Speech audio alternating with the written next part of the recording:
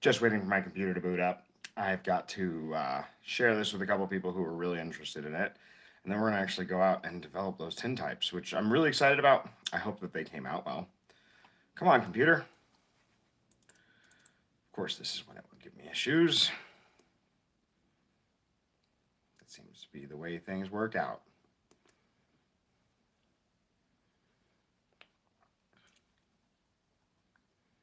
Come on, come on, come on, computer, come on. There we go. It's alive.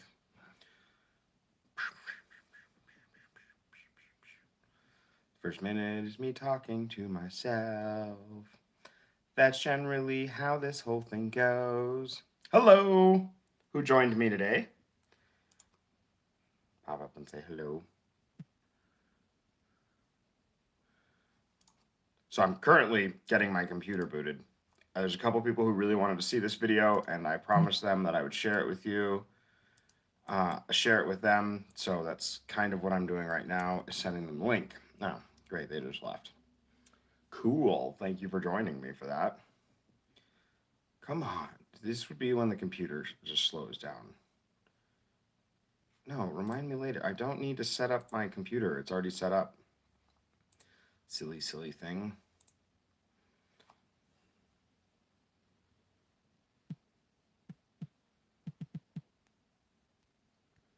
Oh, there we go.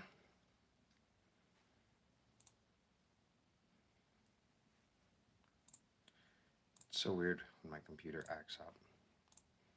No, I don't need you to update Steam right now. We are busy with something else. We are busy with something else.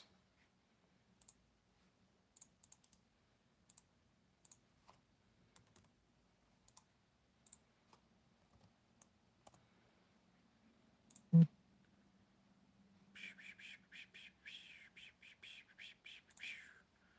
we go. God, why is it running so slow today? It might be because I'm live streaming. That might be why. That the computer is running a little bit slow today, and it just booted up, so it's taking its sweet time. I didn't realize live streaming took up so much bandwidth. I did know that. Who just hopped in with me? Hello, hello.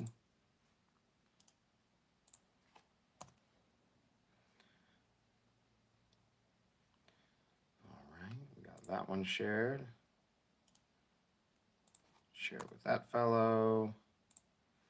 And then there's one other person that I'm supposed to share this with.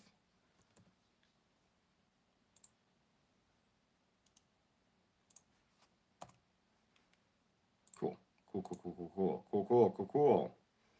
And then I don't know if he's going to be awake. We're definitely going to try it. And of course, my good friend Tom. So that one. And then Tom himself.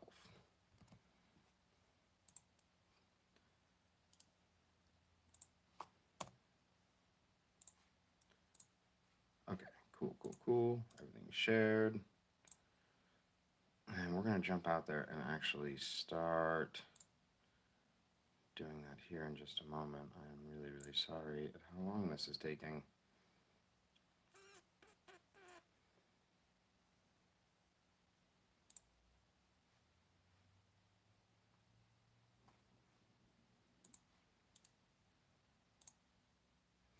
Hello, who just joined me? And they left. Why can I not find that? Where is it at?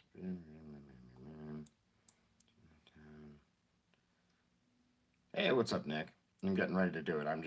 There's some people I had to share the video with because they had asked me specifically to. Okay. And so now that that is shared with everyone, we're going to head out and actually start developing those tintypes. The cat is interested in what we're doing, but we're going to go develop those tintypes now. I have everything set up. The chemistry is filled. I just got to put on gloves, turn the lights off, and we are good to go. Again, I'm sorry about the delay. I was trying to share the video with people who wanted to see it, who had asked me specifically to share it with them. So we're currently in my garage. We have our developer, our fixer, and a little bit of a bath afterwards. It doesn't need a stop bath, but we're still going to do the stop bath. Let's get this locked in here. And then I'm going to angle this down so that you can watch the developer. And I'm going to turn my screen down so that we don't cause any issues with it. And I'm going to try to keep track of people's comments. I can't promise you that I can, but I'm definitely going to try to. Ooh, we almost dropped the phone into the developer. That would have sucked. Silly tripod. That's what you get for trying to be in a rush. There we go. There we go. Let's see how this is going to work out. Push that forward.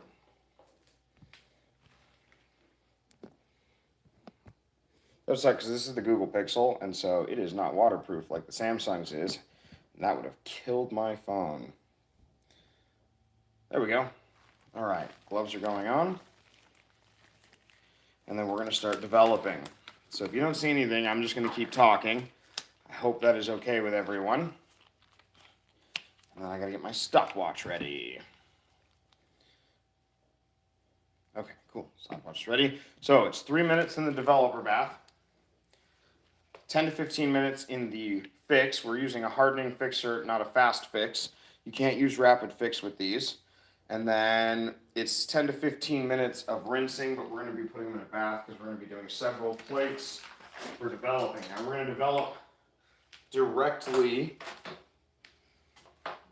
from the, we're going to be developing directly from the film holders to start. So this is shot number 1 and shot number 2. I do not remember what was in those shots, so hopefully we get the image. I'm slightly concerned that we're not going to, because it's been so long since I've done these. I'm just hoping that we do get something. So let's go ahead and open up this film holder. We've got 2 shots in here that were taken. Stack those over there. Stick my stopwatch phone behind the box so the light isn't leaking. And we're going to start with shot number 1. Really hoping these came out as good as I think that they did. We're going to spend some time in the dark room today, so this is going to be a lot of fun. At least I hope it's as fun. As you can hear, I am removing it from the film holder. Actually, since we're only doing one at a time, the old developing trays that I had would actually do 2 photos at once. The current developing trays I'm using will only do 1, but that makes it a little bit easier on me. So, here's the plate. We're dropping it in. We're starting the timer. And you want to agitate for the full 3 minutes. Now, first, it's going to go completely dark. It's supposed to go completely black, and then the image is supposed to appear after that. And that's the real magic behind these, is when that image starts to appear. Now, the cool thing is, after 3 or 4 minutes, in the fixer, I can turn the light on and show you what the image actually looks like. And we might get nothing. We might have a black image. I don't know. These plates were 1.5 years old when I started shooting them over the 4th of July weekend up at the Stanley. So I'm a little concerned that they either became way more sensitive than they originally were, which would mean we overexposed them, or the emulsion was no good, which is a worry unto itself. As you can see, the emulsion is starting to turn a totally different color through the development. It's going to go completely black, and then the image is supposed to show up. At least that's the theory. If we overexposed them, because they were more sensitive than we expected, we're going to run into issues. If we underexposed them, then we won't even get really much of an image. Though when I digitally scan them, we might manage to get an image. I'm not 100% sure. We got something. Oh my God, we got something. It appeared. It appeared. Do you see it? It's the Stanley Hotel. My exposure calculations were correct on this one. Oh man, that looks fantastic. Totally successful from what it looks like so far. We still have to worry about the fixed bath, and then we also have to worry about the actual the final what is the word I'm looking for? The final rinse, because at any of those times we could still lose the image. But so far, it's looking like it's cleaning up beautifully. I am super stoked that the first one we did actually turned out. Thank you so much, Dragon. I was really worried about it. I know we talked about it several times, how worried I was about it. You were one of the people I shared it with, so if you have an Instagram link from me, that's why I remember you being interested in this, so I wanted to make sure that you had an opportunity to watch. Now, after 3 or 4 minutes in the fixed bath, I can turn the light on and show you the image before we risk the rinsing. And the rinsing is where I'm really concerned. Now, we're about 2.5 minutes into the development so far. The image is looking good. It looks like it might be a little overexposed in the sky, but that's to be expected. I tried to do as little sky as possible in the when I took the photo itself. So at 4 minutes, we're actually going to move it into the fixed bath. And then the fixed bath, we'll do 5 minutes before I turn the light back on. I want to be able to share the images as they come out with you guys. So it looks like that actually 3 minutes is when we're going to move it. 3 minutes is what the Rockland site said. So as you can see, so now we're going to put it in the fix.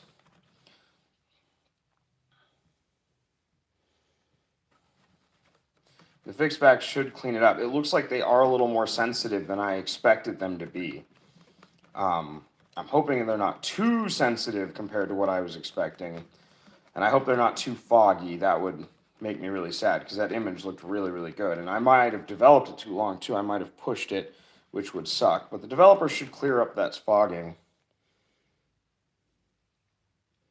What was that about fully washing?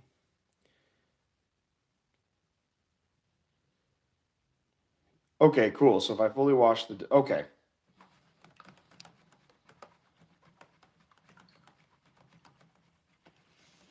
I might have to ask you how to do that, because I'm not 100% clear on how that works. The fixed bath takes forever, though.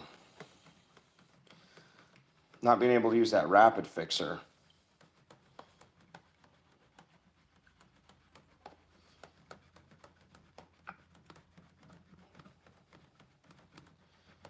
We're a minute into the fix.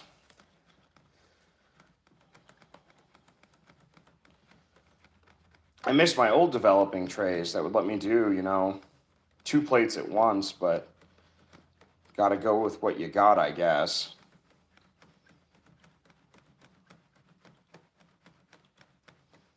Looks like the edges of that silver the edges of the fogginess is starting to go out.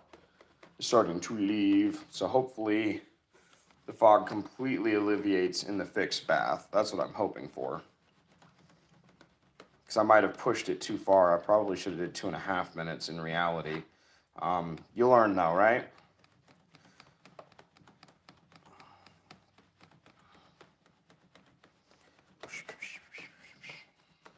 This is so exciting. I'm so glad to be in here developing.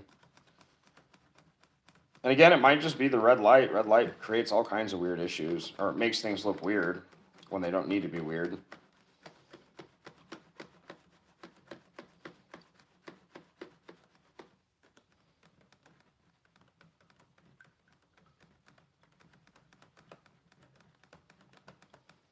Two and a half minutes of fix.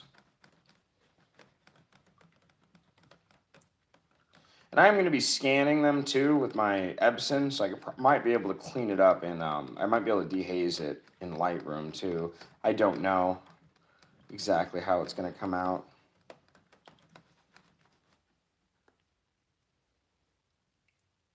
I don't know how that one came out. The red light is so deceiving. I need to get a proper amber darkroom light, like a proper blocks everything but that red light. I don't think the headlamps are exactly the best for this. They're convenient, but I really don't know if they're the best for this.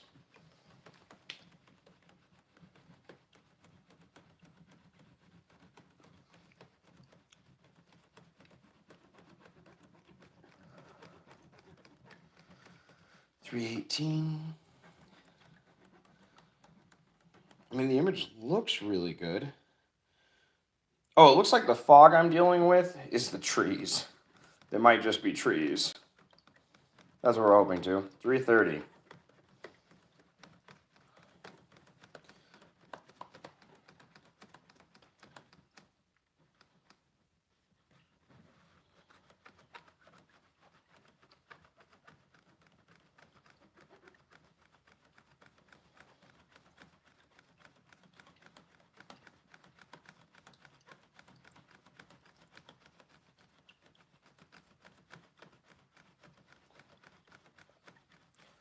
Four minutes in.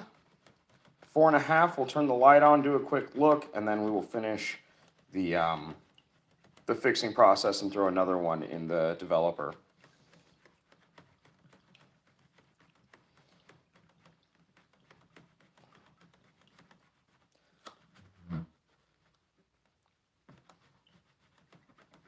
All right, I'm going to throw the light on so that we can take a look at this plate and see how it turned out.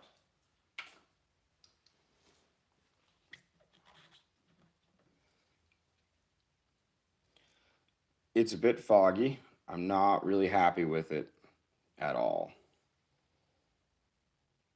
Oh, yeah, no. I mean, you can see the hotel. I just kind of wish I knew what the issue was here. It's hard to see it. I mean,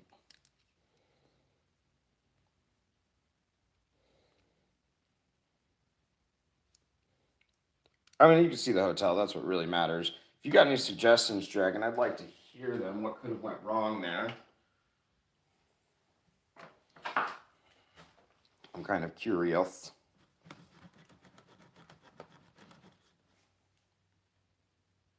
Yeah, you think so? Maybe I'm just being really hard on myself. I mean, that's a possibility.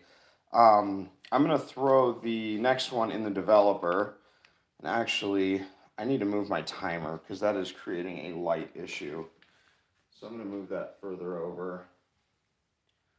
Because that's creating a little bit of a light issue that I'm not too happy about having. Actually, maybe if I do this.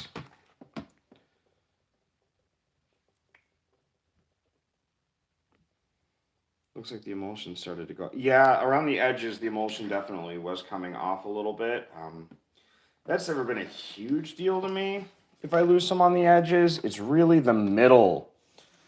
Like, I just wanted to make sure the image was developed correctly, and I think I pushed it too far. I think the plates are a little more sensitive than I anticipated, and I might have pushed the development too far. We're going to try the next one at probably 2.5 minutes and see if that makes any difference for us.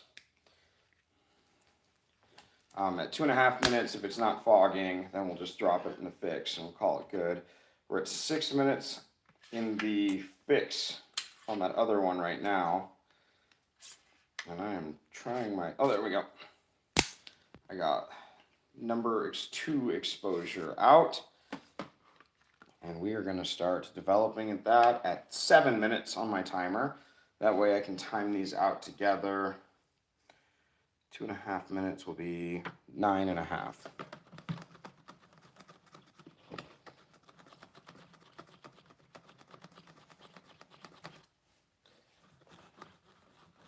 We're going akimbo on our development.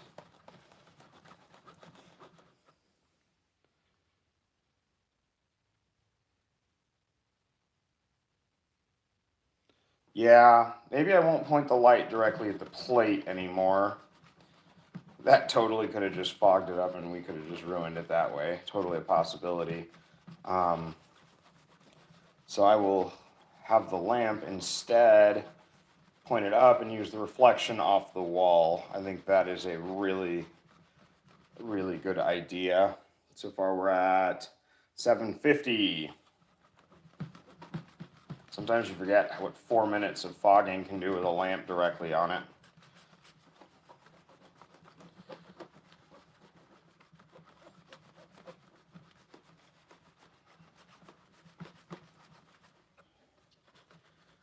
Eight minutes, 1.5 minutes left, and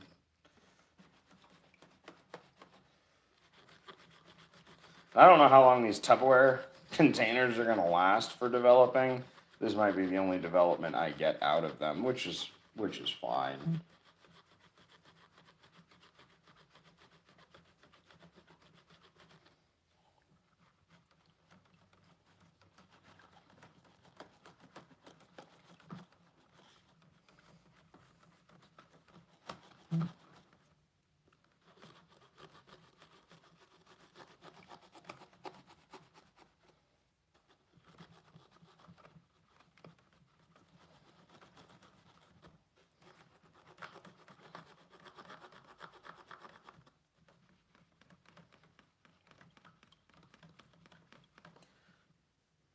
$30 left on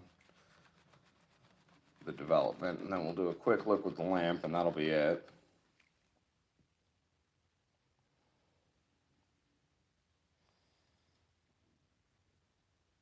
Oh, yeah, no. So the one in there right now,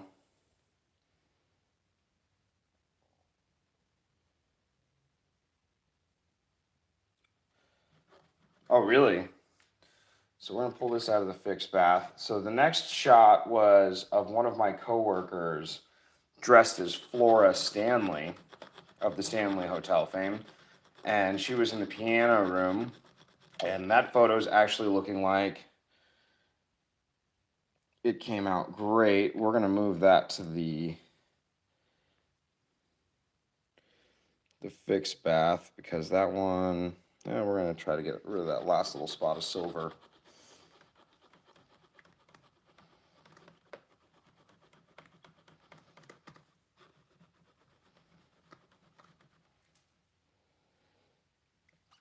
No.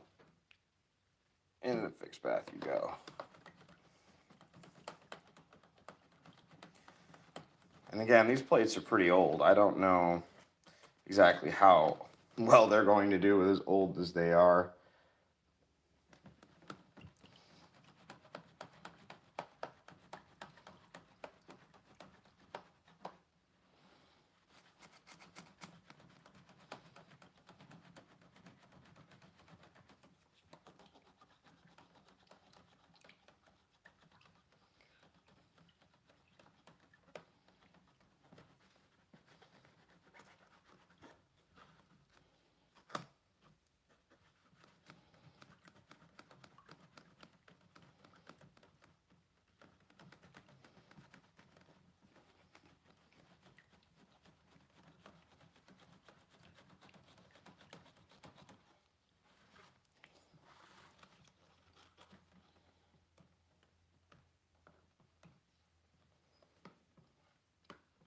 It's been a long time since I've been in the dark room. It actually makes me really happy to be back out here.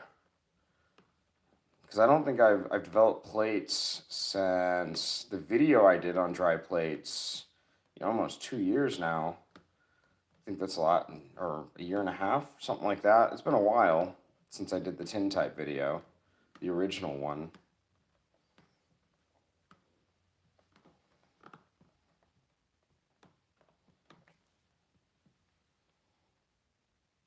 That one's not as foggy. They kind of have a really cool antique look to them. I think it might be because they're overexposed. I really do think these were more sensitive than I was exposing them at. I have a feeling that I was exposing them a stop or a stop and a half too low. I think I had them at 1.5, and they're kind of developing like they're 3 ISO.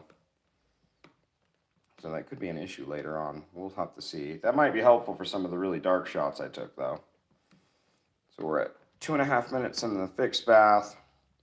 Again, at 4 minutes, we'll be able to turn on the light, take a quick look at it, keep fixing it, and then start working on the next set of plates. I need an auto agitator. That would be cool. Maybe I'll build one. I probably should build one because that would be really cool. But it seems like 2.5 minutes to 2:45. The exposure on this one looks a lot better. So I might have to pull the exposure instead of pushing, because I think I pushed the Stanley Hotel one. I think that's what ended up happening, is that it got pushed. All right, we're almost at 3.5 minutes. And the age of the plates might play a role in this too.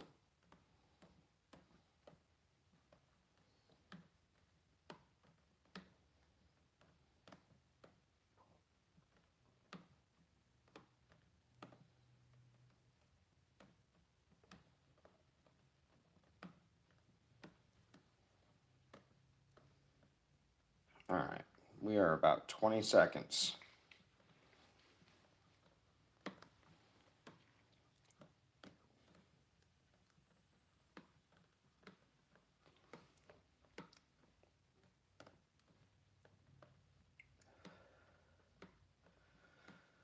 That's true. I mean, that's very true. It was kind of a hot day that day too, so we're going to turn on the light real quick so we can get a look at this plate.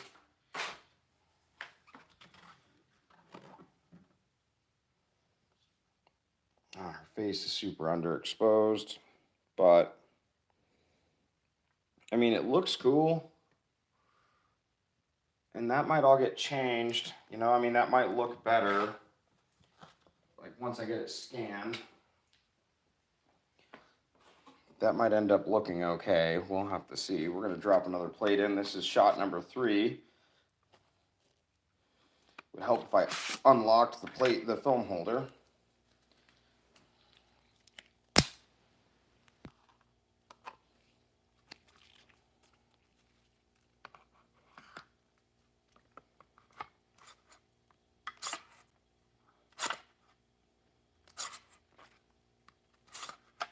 The fact that I'm getting images, though, is making me happy. I was worried that nothing was going to show at all. So, I mean, I can at least have solace in the fact that it did turn out. So we got about 10 seconds, and I'll drop this one in. I just want to make sure I'm starting on an even number. It'll be at 5 minutes of fix that I drop this one in for development. 3, 2, 1, in. And again, I'm going to position the lamp higher to try to prevent any accidental fogging we might be getting. And then we're just going to agitate. Agitate, agitate, agitate. That's the key here. It'd be awesome to have an auto agitator, but you work with what you got.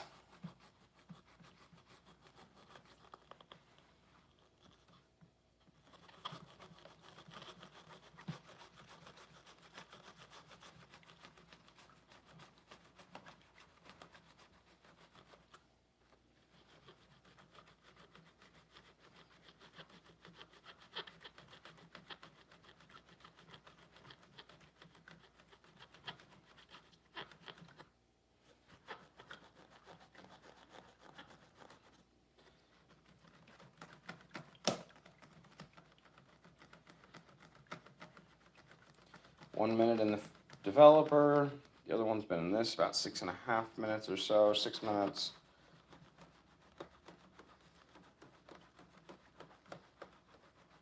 I can't wait to get out and shoot those glass plates, though, the zebra plates. I'm so excited to get out with those. That'll be a little bit better to know. They're newer plates, so I know they're at 2 ISO, so I can make sure that I'm doing everything correctly. So again, I was shooting these at 1 ISO, 1.5 ISO, something like that. Definitely what I've noticed is with the Rockland kit, the older the emulsion is, the more sensitive it is. So I'm wondering how much of an effect that might have had. This one I might actually push, because this one looks like it's a little bit darker, it's a little more underexposed. Been in there 2 minutes now.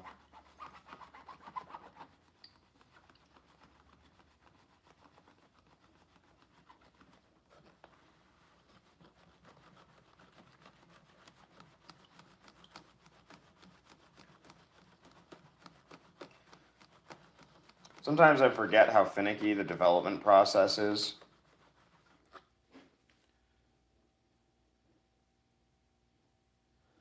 I think the zebra codas are with his own emulsion. As far as I know, I mean, I'll probably reach out to him and ask about it before I really, really get into it with them. Pushing this one was a good idea, by the way. Like, that photo actually came out quite amazing, way better than the other one. So, move this one to my water bath. And we're going to move this one into the fix, because this one came out marvelous.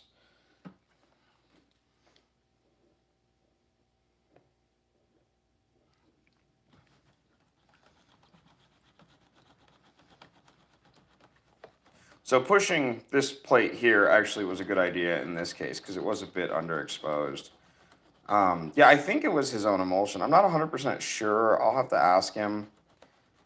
I know for a bit he's been using... Oh, he's been using Foam-A-Speed. Is that where he's got that 2 ISO number, or did he... I don't remember if he... I remember he had a video on checking ISO for emulsions. I just don't remember. I'm not 100% sure. I'm going to have to ask him. Because he also had the video of making your own emulsion, which was a great video. I absolutely loved that video. Yeah, okay, that's what I thought. I loved his video on making your own emulsion. That was a really cool video. I considered doing that. I don't have the room to build a setup for that. I don't think my wife would let me use the kitchen for it, so go with what I've got.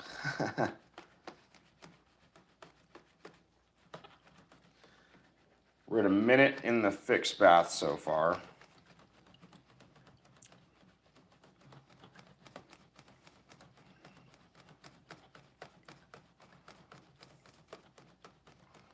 But this image is actually looking pretty good, and when we hit that 3-minute mark or the 4-minute mark, I'll actually pull it out with the light on and show everyone what it looks like. Because so far, it's looking pretty good. I'm really happy with the way it looks so far. It came out better than that other one. I'm glad I took 2 photos of her. Yeah, no, like, I would love to make my own emulsion. I've got recipes for them, not just the one that Lost Light has, but I've got a couple of really old recipes that I want to try out that I just either don't have the time to do or I don't have the room to do. Even I guess I could probably do a small scale one and it wouldn't be too big of a deal. A small batch, but I don't know. Like, I would love, I would love to create a lot more content on dry plate and alternative process, because it's really, really my passion. But to make a video, like, my consistency on uploading would just plummet if I did that, because it's such a it's a wonderful process. It's very time consuming, and I don't have a lot of time. I'm working on my master's degree, and I've got 2 jobs. I'll have a 3rd job come fall on top of school. So I just kind of try to make what I can with what I've got. And I think overall that's okay. Like, doing some like oddball stuff like this every now and then is a whole lot of fun in my opinion. And I think the audience likes when I change it up every now and then.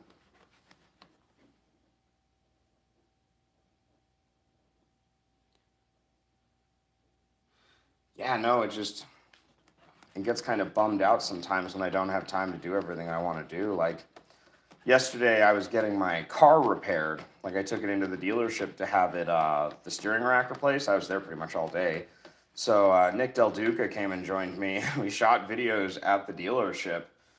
We did how to take automotive photography video. We did a video, the first video of cinematic boot camp, and it's like you just got to kind of squeeze your content creation in with everything else. It's the only way that it will really work for you. And like, sometimes that's fine, and sometimes it's just really straining, and sometimes I feel like I don't do enough. Sometimes I feel like I'm doing too much. Sometimes I feel like I'm just going to annoy the audience with as much as I upload. Sometimes I don't think I upload enough.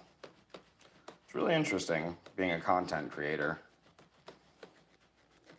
So we're at 4 minutes. We're going to throw that light on and take a look at this photo. And this one came out marvelous. It looks a little foggy. I think that might be the headlamp I am using. But that one came out wonderful. That one will scan very nicely. Once it's dry, I'm sure it'll look different. Yeah, so I got 30 seconds to get the next plate ready. Plate number 4.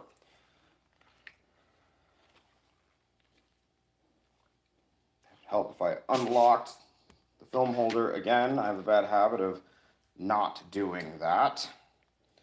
Apparently I'm super awesome like that, but I'm really glad that that image came out nicely.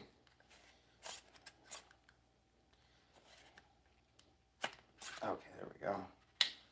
Now the one thing I don't like about the Rockland kit, that I really don't like, is that rolled aluminum BS they send the plates that are made out of. The reason I don't like it... Yes, please do. Please do. Yeah, the one thing I don't like about the Rockland is those the metal that they send, the rolled aluminum. They say it fits in a film holder, and it doesn't usually. I have to cut it, and then when you cut it, it rolls, and when you roll the metal, that causes its own issues where they don't want to fit all the way, and then like it's just like one thing after another, and you have to fight it to get it out of the film holder, and it's like I just need to move to trophy metal and use plate carriers at this point. I like the emulsion that they have. I really like how sensitive it is. I do like their emulsions, but I just cannot stand the metal plates they send me. And once we get those plate carriers made, it'll probably be easier. Because then we could use trophy metal. Maybe we'll do a whole video series on testing different types of trophy metal, different techniques for coating them. Things like that. Though I think I'd like to go to purchasing dry plates from now on, just because, like I said, I don't have time to make them as much as I'd like to shoot them. I don't mind spending the money on them. If I could, if the Eastman house would ever email me back, I asked for photos of the dry plate coating machine that George Eastman bought from FO and FE Stanley.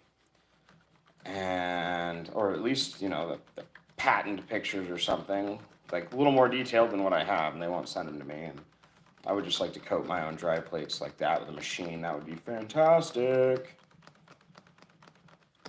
So we're a minute into this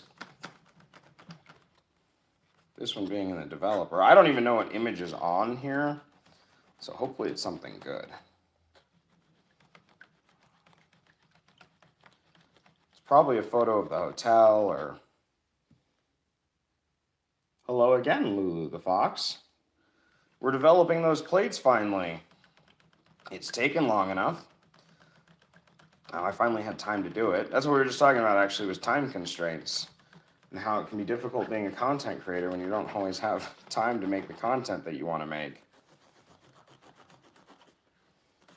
Like, there's a lot of things I would love to make that I just... Like, one of my projects I'd like to do is I'd like to build a large format camera.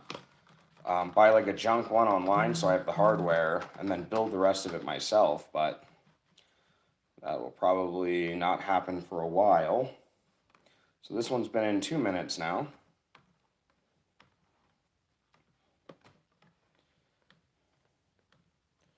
This one's been in the fixed bath for about 8. Let's see how this is starting to come out. I don't know what that's a photo of. I can't tell. We might have to push this one because it's a little bit dark. It might be a little underexposed. Which was a weird mixture because I was shooting on a stage too in one of the facilities, and they had really bright blue LEDs, but it was still like a 1 or 2 minute exposure, something ridiculous like that. And they definitely didn't stand still for that time period. No one ever can. You can't stand still for that long. I don't think it's possible without the head support doohickey that they used in the olden days.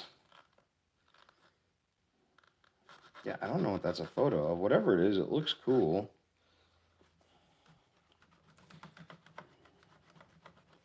We're going to try to push this one.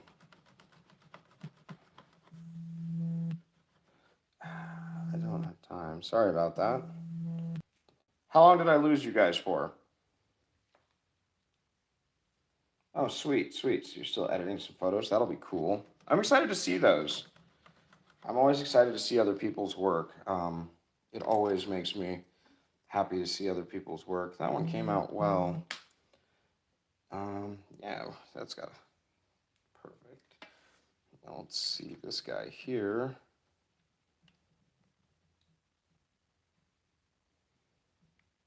I have no idea what that is a photo of.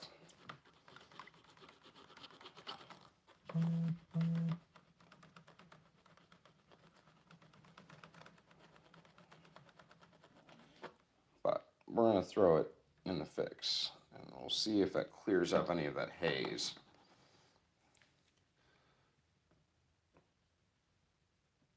Okay, cool.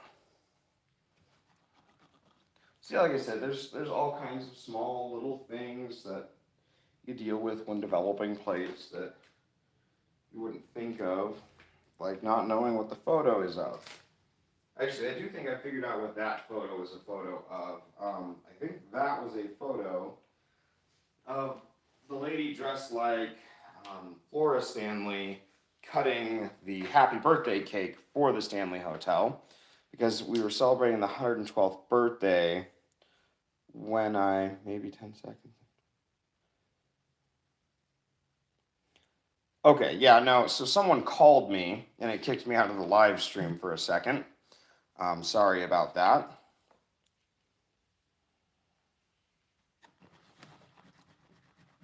But it happens, I guess.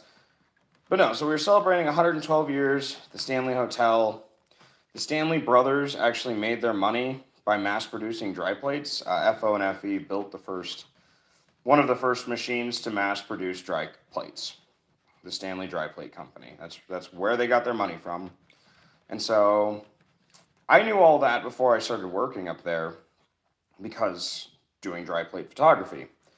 And so they asked me if I would go and take dry plates for the birthday, and that's when I ordered the zebra plates. I ordered those 2 months before I needed them, so I could go up there and take photos with like proper glass dry plates. And in all of the United States Postal Service's infinite glory, they delivered them 2 days afterwards. So I had to scramble. I ordered a Rockland kit. The Rockland kit was back ordered, so I started digging through my freezer to see if I had any Tintypes left. And lo and behold, I had about 20 of them sitting in the freezer for the last year and a half, which I got really lucky about that I had those, because it would have sucked to not be able to, take dry plates. Even though not all of these are coming out how I wanted them to, I am happy with how they're coming out. I'm happy I'm getting images. The images are kind of out there and they're not the best, but I am enjoying doing it. And I enjoy taking the photos. So not everything gets to work exactly how we want it to work out, but that's the nature of photography, and especially alternative process. I need to get back into wet plate. I need one of those fire lockers so I can store the silver nitrate and the ether and the Everclear safely, or as safe as it can be. Because I don't think my homeowner's insurance would be too happy if the house burned down because I wasn't, storing everything correctly. I think they'd be quite mad about that. But I'd love to get back into wet plate. Again, I tried it last summer. The images came out terrible. The whole process was terrible. I ruined someone's camera because I spilled silver all over it. Apparently those are really bad for cameras. All that silver, pretty corrosive.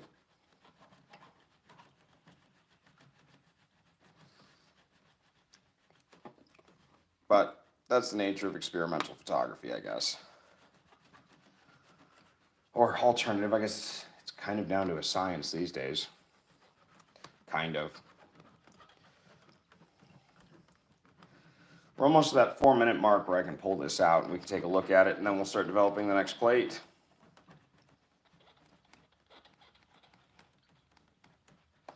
The images in the bath, the water bath, are looking pretty good, or halfway decent at least.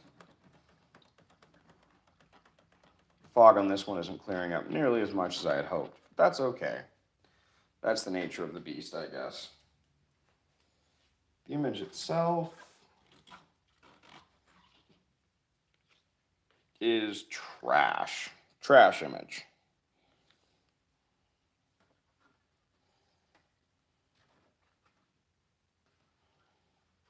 Oh well. Ooh, that developer probably needs to be changed out, doesn't it? Yeah, it's looking quite silvery. So we're going to change that out really quick. I'm going to go dump that in my storage container. And we'll refill it real quick. I'll be right back, you guys.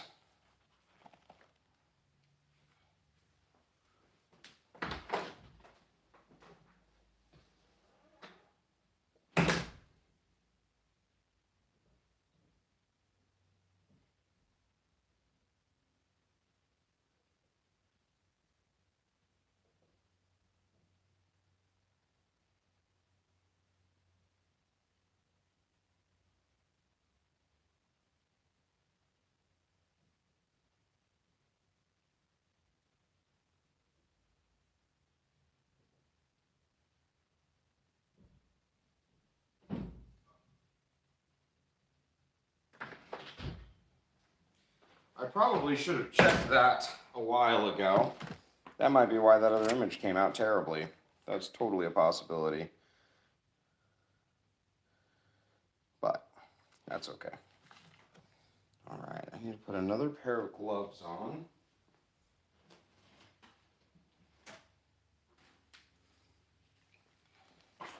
And grab my coolant bottle of developer. We will jump on that next plate.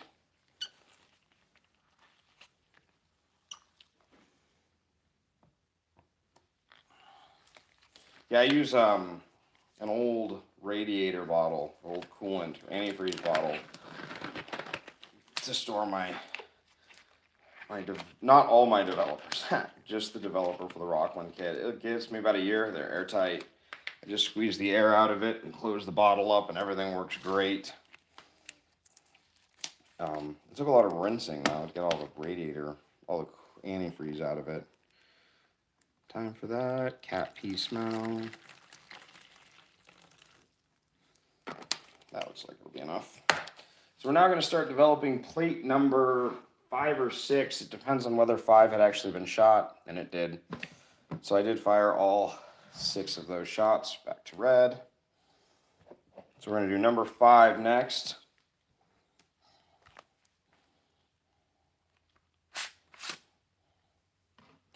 Number 5's got a cool bubble in the middle of the emulsion, so that might create a pretty cool effect. At least I hope it does. Okay.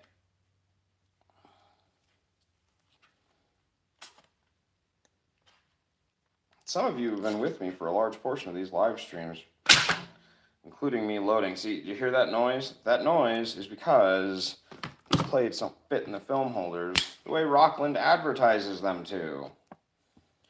So, yeah, we're going to be switching to trophy plates once those plate carriers are done. I'm going to be converting a bunch of wood film holders that I have into plate carriers using the Dremel technique, where you just cut out the backing. I don't like using the wire when I've made those in the past. What I'll probably do is cut it out in a way where the corners are held in place anyways. I just don't like using the wire. Mostly because I cut myself with wire a lot when I'm using it, so I just don't want to cut myself with wire.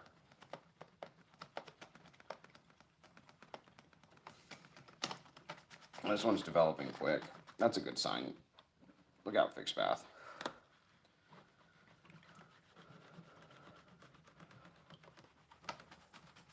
The darkroom's a lot less lonely when I've got you guys with me. I'm going to be 100% honest with you. It's not quite as lonely as it can be, which is nice. Can anyone send me the time? I can't check the time on my phone. I have an appointment at 11, so I got to make sure that I'm not late for that. It's a Zoom appointment, so I'm not going to leave too early, but...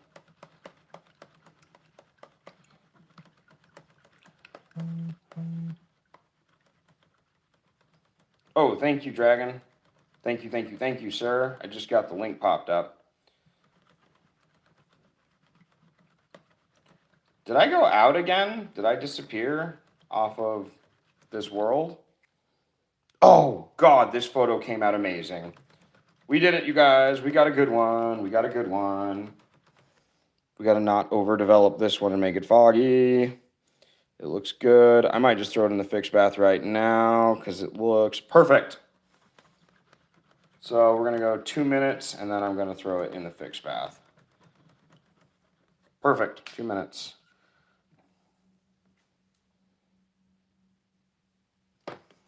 So one of my other coworkers had brought up his Model A. He drove his Model A up Big Thompson Canyon, and we got some photos in front of that. He was in period correct wear. The tour guide dressed as Flora. She was in period correct wear. And I got 2 photos of that, and this one came out good. So hopefully I didn't push the development too far and it doesn't fog up in the fixer. Fingers crossed. Fingers crossed.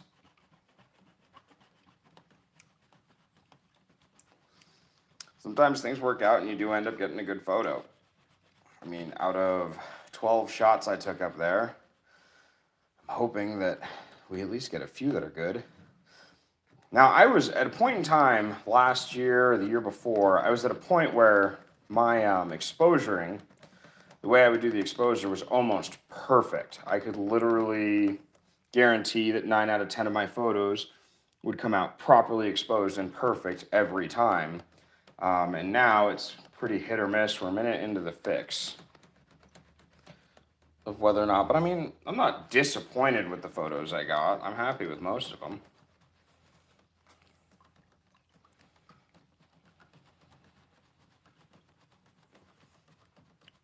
And then after we do number 6, we'll have to break into the box and pull them out from there. A minute and a half.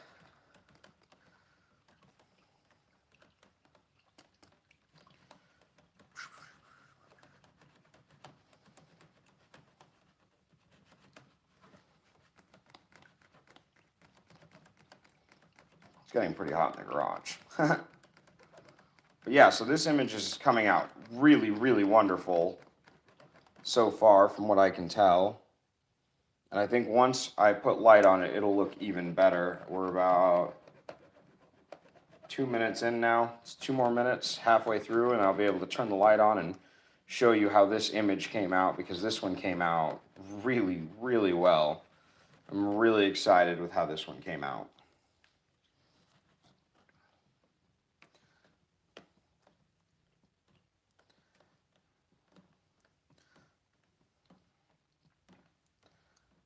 Just doing some fixed bath. About a minute and a half left to go.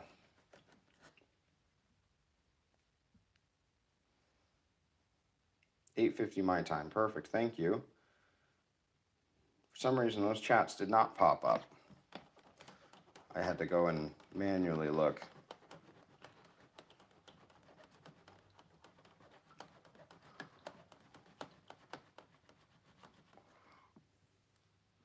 Ouch.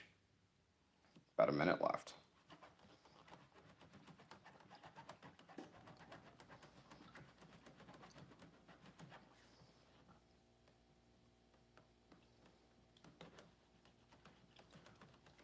I'm really impressed with some of the images, especially this one now that we're doing. Like, this one is marvelous. I think that this one came out absolutely stunning.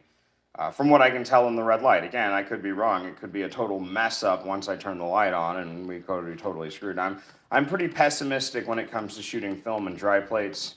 I don't have that instant gratification of seeing what the photo looks like, so I get pretty pessimistic about it at the time until I actually see the image looking the way I want it. Even when I was really good, like even at a time when I was like totally confident in my exposing, totally confident in my light readings, I still, like, there's just so much that could go wrong. And I'm extra pessimistic about this one because I was doing it for my work and they have certain expectations, I think, and I wanted to make sure that those expectations were met. But this one, I think I met the expectations on. Go away, Bubbles.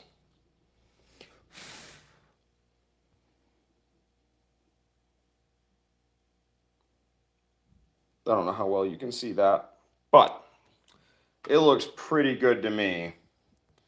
It looks really good to me. I'm really happy with the way that one turned out. That image came out amazing. I'll just show it one more time.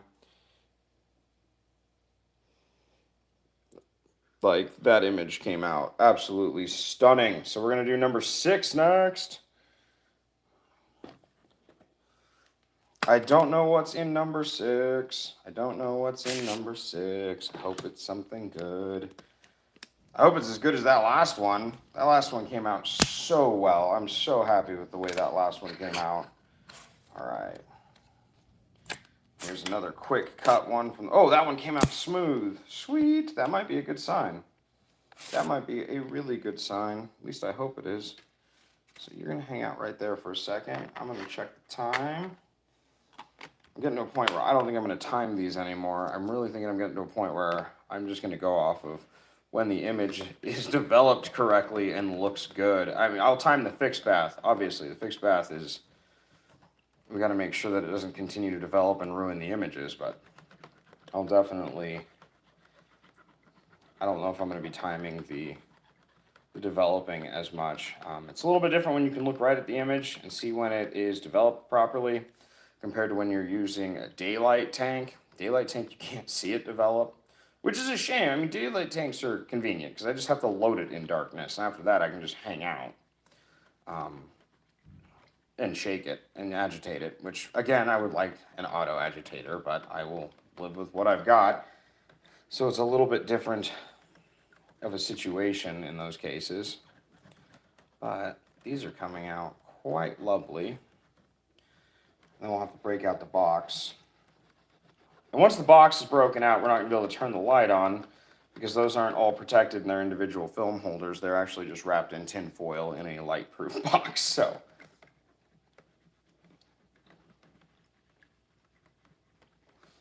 So this is the other car photo. I'm not sure if you guys can see the image starting to appear on the plate, but it's looking pretty good. I've almost got this one developed to where I want it.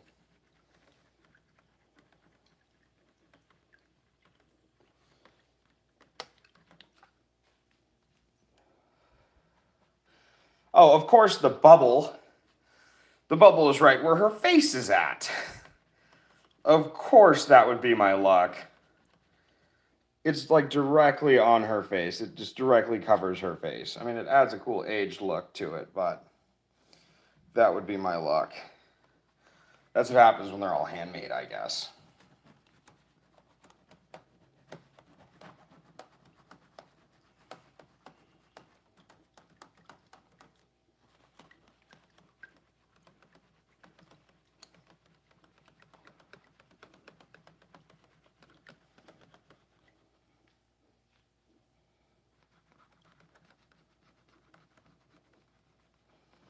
I'm reflecting the light of my lamp off of my glove to check these.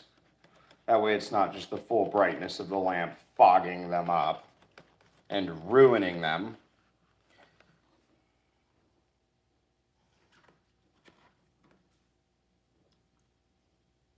That image came out just wonderful. I'm so happy with the way that one came out. I always forget how odd skin tones look in dry plates. It's kind of off-putting when it first happens. This one is done. Just a quick look at the bubble right on her face. But other than that, it looks fantastic. So those are the first 6 plates. I think they came out relatively well. I'm actually pretty happy with the results that we got from most of those. We only got literally one that I was like, I'm not even going to fix this one. It's not worth the chemicals to do so.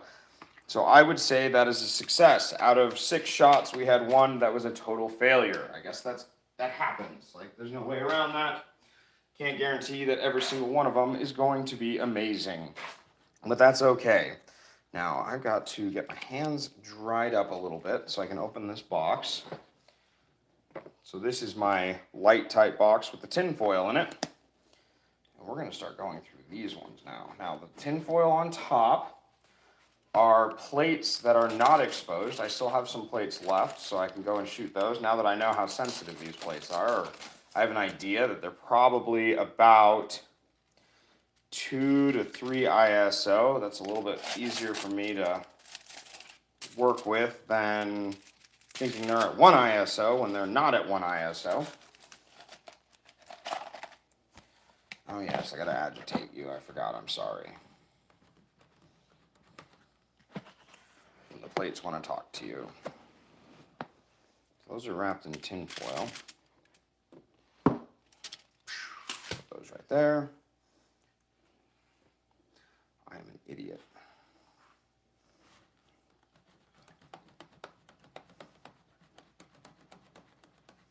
I forgot to turn the timer back on for those, so I think it's at about 1 or 2 minutes. I'm not 100% sure what the fixed bath on this one is. Since the fixed bath takes so much longer, I should just get like 2 or 3 trays to run fixed bath and get an auto agitator. I keep talking about auto agitators. That's what I really want in life, is an auto agitator. I should check the condition of that fluid. Okay, that fluid's good.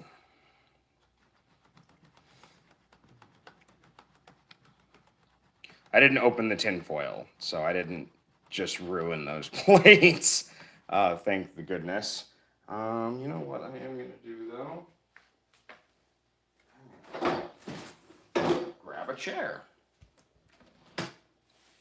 I'm all standing in my dark room, pretending like I'm cool or something. There we go. That's much better on my back. You know what I can do is I'm going to move this over here for the fixed bath. So what is everyone else up to today? Like, I'm just sitting here developing plates like a madman. What's everyone else up to today? Anything fun? I hope people are doing fun stuff.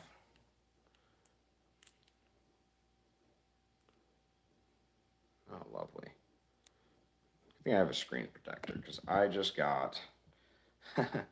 I've got dried fixer on my phone. That's okay, it is what it is.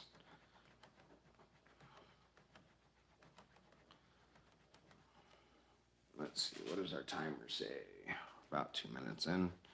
On the timer, we probably did 2 minutes already, so probably at about 3.5 to 4 minutes.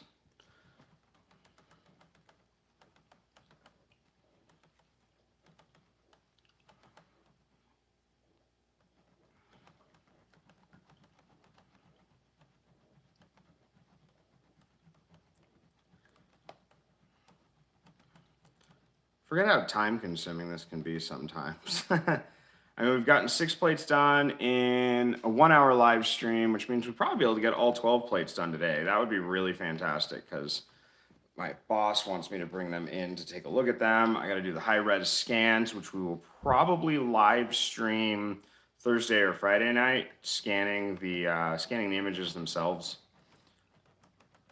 Oh, great. The battery in my headlamp is starting to die. That's fantastic. Gotta love that. Let's see, we're at 3 minutes now. It's probably at 4.5 minutes total.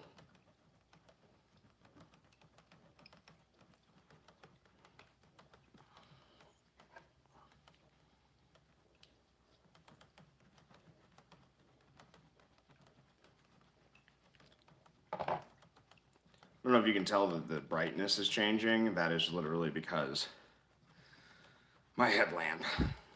Literally, it's because of the headlamp.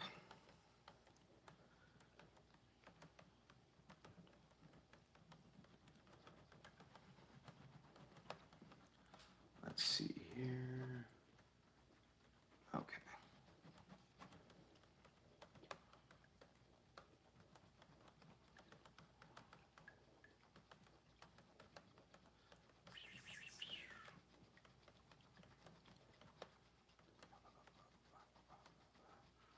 So I've got some videos coming out this week. I've got that short that I just dropped this morning on the Subaru Outback Wilderness. That was cool. We were at the dealership yesterday and they got a Wilderness in, so we went and checked it out. I think that would be a cool landscape vehicle with as much room as in the back. It's already got the lift and the oversized tires, so it's got that the higher ground clearance and everything already. I think that would be a great little landscape vehicle. Maybe they'll let me take one out to borrow and test. um, and then I've got the Nikon D40 landscape video coming out. The landscape review on that will be out this week. Next week, I'm probably going to do a video. I don't remember yet, but I think it's going to be a video on selling yourself or selling your photography, how to actually build that confidence to do so. And then the video after that will be cinematic boot camp, followed by, actually no, next week's video is going to be automotive photography. The week after that would be selling yourself, and the week after that would be the first episode of Cinematic Boot Camp, where Nick Del Duca is putting me through the ringer on how to take cinematics, take cinematic video and editing and all that stuff. So yesterday when we were playing around with that and shooting that video, we were playing with the Steadicam that I have, and I was learning how to do that, and we're going to get more footage of me playing around with that before that video comes out, because it definitely takes some getting used to using a Steadicam. Balancing it is the hard part that I'm finding. I need to figure out a good way to balance it. Maybe I'll go watch some other YouTubers on it. If anyone has a good link, send it to me. All right, so this one is looking good. This one's been in about 6 minutes. With as quickly as the development times are going with the other plates, since we're pulling them, I'm probably going to wait a couple more minutes before throwing the next plate in the developer, just because I want to make sure that this one is fixed completely. I don't want to be rushing it, especially because these two images came out just so absolutely fantastic. I'm very, very happy with the way these two images came out, so I'm definitely going to taking a little more time with this one than I did on the last ones, because I'm a bit of a slacker when it comes to that stuff. We're at about 8 minutes now, or 7.5, something like that. Again, I didn't turn the timer on right off the bat, but it seems to be fixing okay at 10 minutes. It might be because of the temperature of the fixer. It's been sitting in my garage. It's not hot, but it's definitely a good temperature.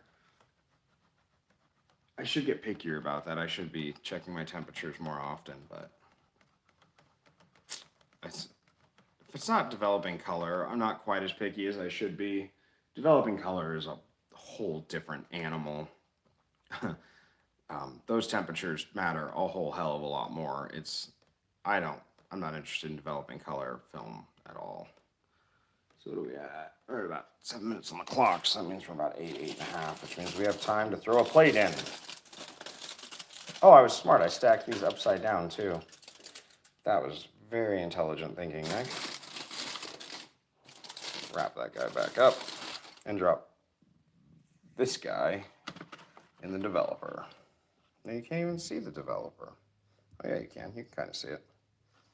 There we go.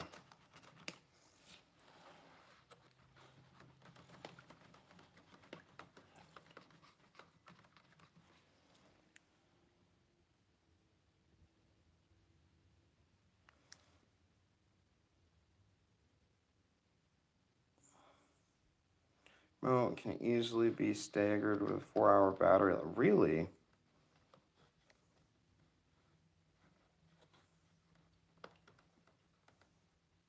See, it's not popping up with the messages. I was greeted by your stream just getting off work after setting up my new computer and working on my website. Oh, that sounds good. Yay, color shift due to inconsistency. Yeah. Right? Yeah, color film stuff is fun. I just don't like to develop it. But no, I think that's awesome. When you get your website up, send me the link to it. I would love to check it out. I love checking out the stuff created by other creators. It's always a lot of fun for me. Sorry, I was concentrating on the thing. No, it is. I do enjoy seeing it. I like seeing other people's photos. I like seeing other people's portfolios.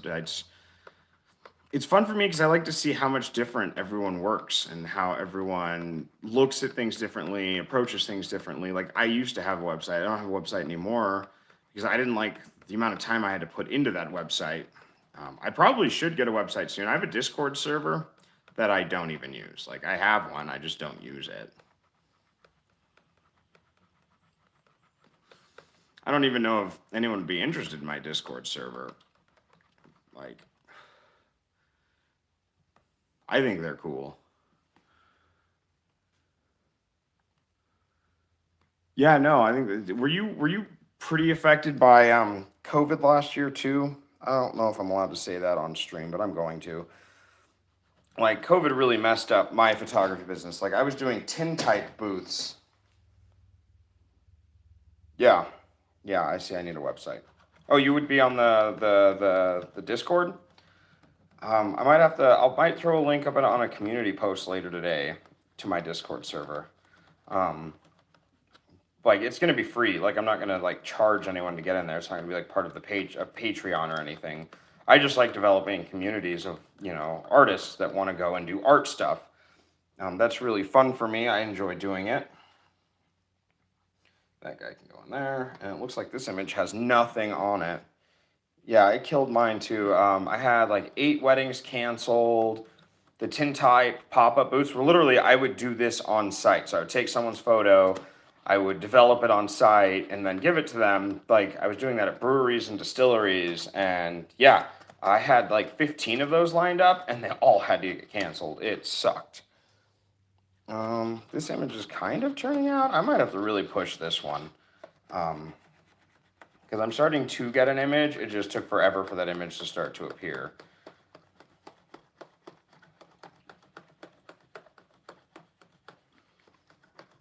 But yeah, no, COVID totally killed everything. It was bad.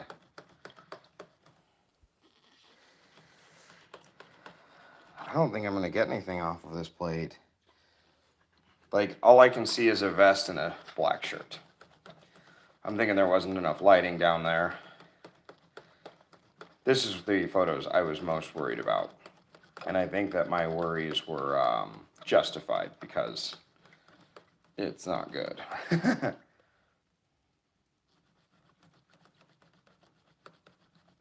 Yeah, no, like that sucks, man. Like, so I'm probably gonna have to start another website. I'll link that Discord server up because I do have a Discord server. Maybe if I invite people to it and people actually start coming, then I will be more involved on there than I currently am. Because I haven't posted anything on there because I started it and I'm like, this would be cool. And then I was like, I don't know if anyone would engage. I'm kind of a boring individual. And then my wife explained to me that I just seem boring because I'm with myself all the time. And it makes me seem more boring than I actually am. Since I have to be around myself all the time. Yeah, this image is trash. The emulsion's peeling. You can't see anything. That was my concern. I'm going to have several of these, probably 4 of these that are trash like this because the lighting in that area was atrocious. I'll have to bring my strobes up to retake those photos. How is my developer looking? It's slightly discolored, but not enough where I'm going to be too concerned. Your wife tells you the same thing. Yeah, I'm not as boring as I think, though I think I'm pretty boring. That might just be my personal opinion about myself. But yeah, so I'm going to have at least 4 of these that are trash that were taken in that terrible, terrible lighting. It obviously was not enough. So I don't know which 4 are going to be trash, but we're going to find out. But yeah, that other one, the emulsion just peeled on it. So that happens too. That's another one of those things I worry about when I'm developing these, is the emulsion peeling. But that's because I had it in the developer too long trying to push it. That's really what it came down to, is I tried to push the image to try to get something out of it, and it started peeling. So.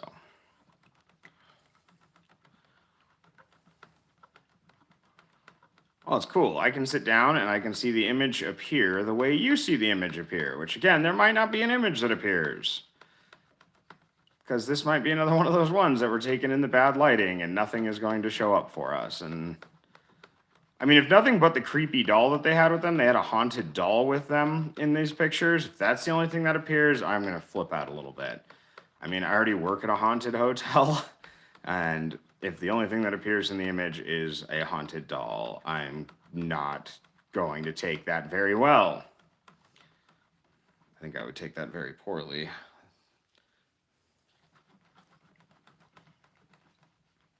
Slow but sure.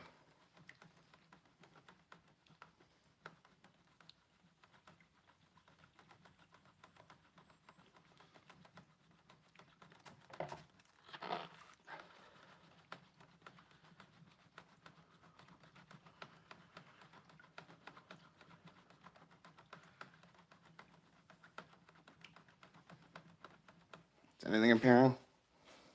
No, this is going to be another trash one. Yeah, that's fair. That is totally fair. I don't even think the doll is going to appear, though. That lighting down there was so bad. I've just got a black image.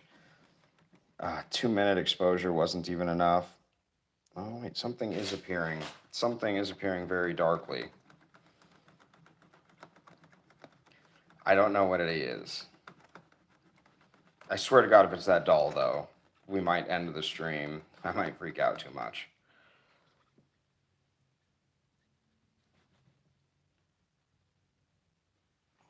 No, nothing appeared. I mean, you can see a faint shape, but really, it's not anything. That was my concern, is that it'd be underexposed.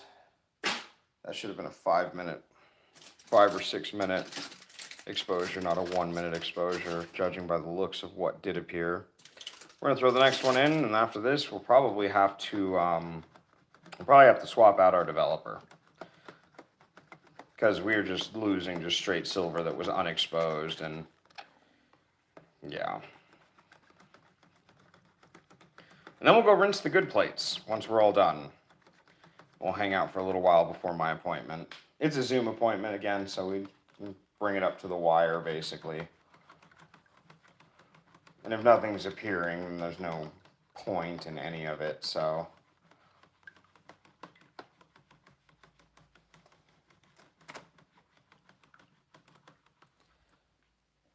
I was really hoping at least one of these would appear. But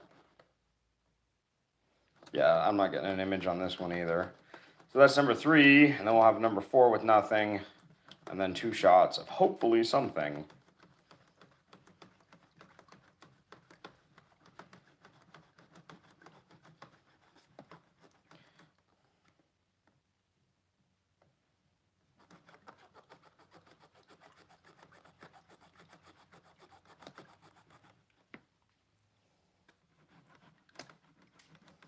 Yep, another nothing. Just a black image. So I'm going to go swap out the developer. I will be right back again, and we're going to get back into the plates. I'll be right back.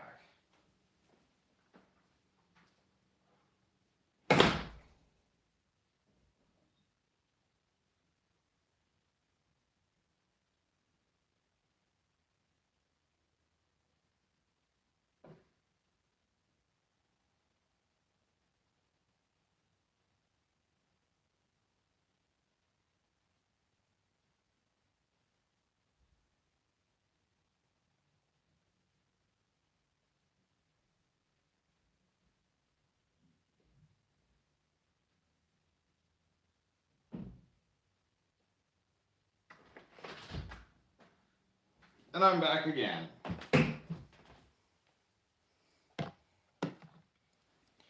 All right, we're going to fill that guy back up again.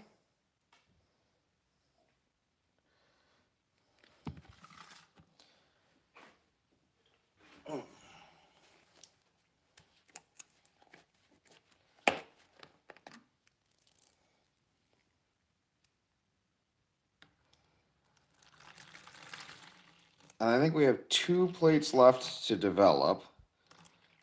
That should be the last of what I'll need from the developer. So I'm going to squeeze my air out.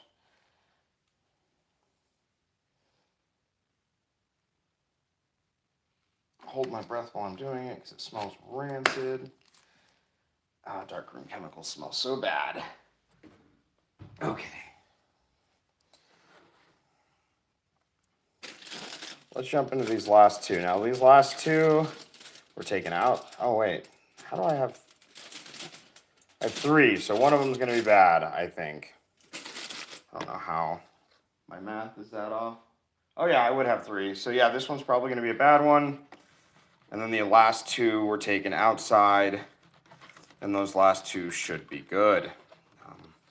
I used 3 different light meters the entire time, so... we are going to do a review on the light meters because one of them needs to be recalibrated.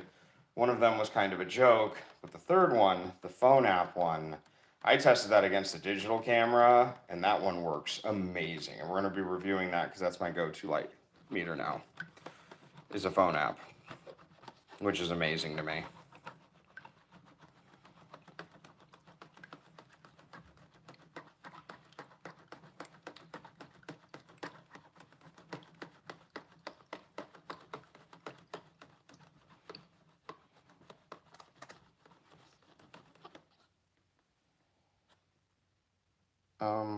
All three of these might turn out, because there's an image there. And I'm a little bit surprised there's an image there.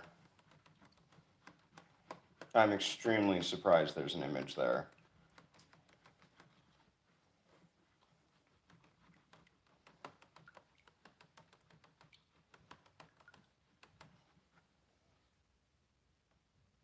Holy crap, that came out amazing. Oh my goodness, you guys. Oh my goodness, this is one of the ones from the outdoor. It took me a second to realize what I was looking at, and it came out, from what I can tell, perfectly. Absolutely perfectly. This was that cell phone light meter, is what I took this one with. I remember the shot, and yeah, no, I'm so ecstatic right now. So ecstatic. I love when a shot comes out right. Okay. Once everyone's faces are clear, perfect. We're gonna now move it to the fixed bath. We're gonna start the clock this time correctly. Yeah, not timing the developer is working in our favor, because the first couple where I was like, I'm just gonna go off the time, is I was overdoing it. I just need to trust my eyes and trust what I'm doing.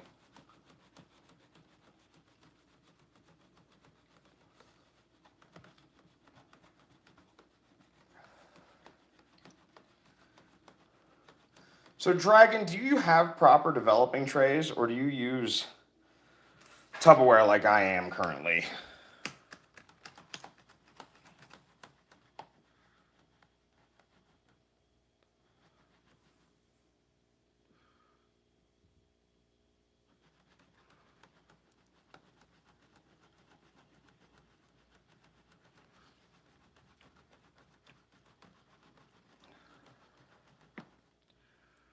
Okay. How does it hold up? Are you using glass or plastic Tupperware?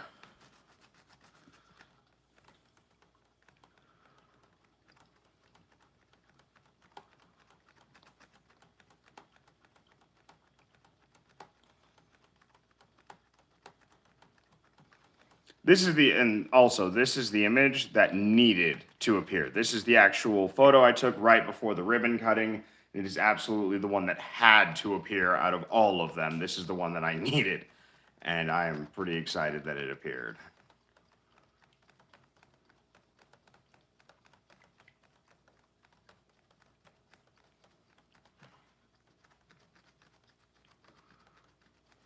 Why does fixing take so long?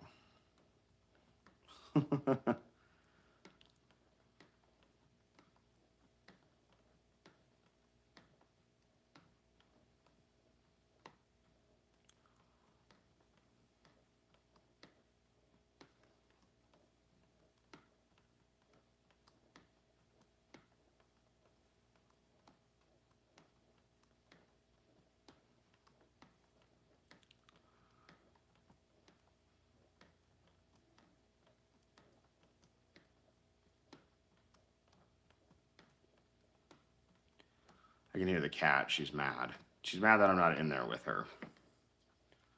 2 minutes and 30-second thing, plastic, the thicker stuff. It's holding up great. I put a couple dozen.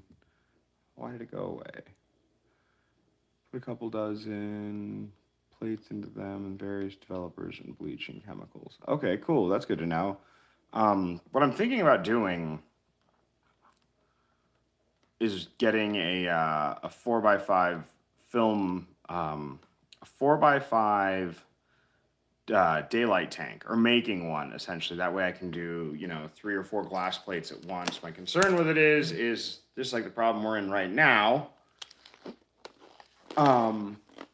Just like the problem we're having right now is I don't know exactly what the developing times were on these because, well, I didn't really know what the ISO was.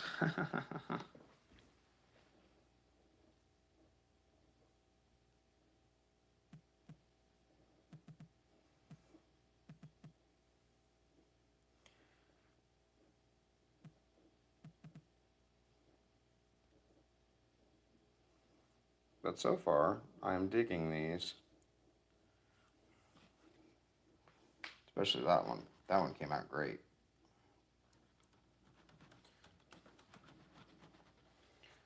All right, almost at 4 minutes, which means we could drop the next plate in very soon.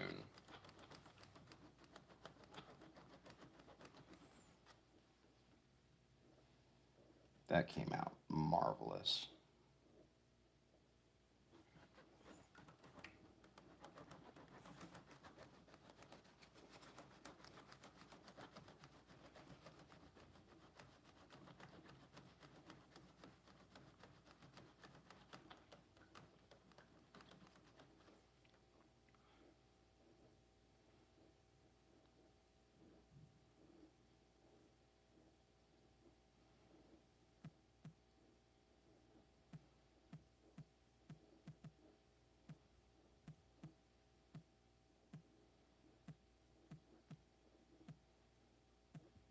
I'm responding to my mother. She's the one that called a little bit ago that threw us off the stream for a couple of seconds.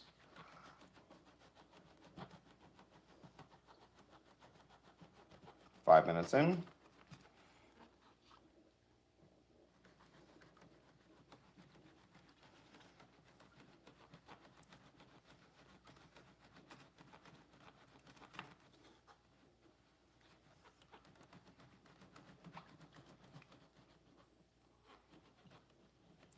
And now the dog's getting reckless.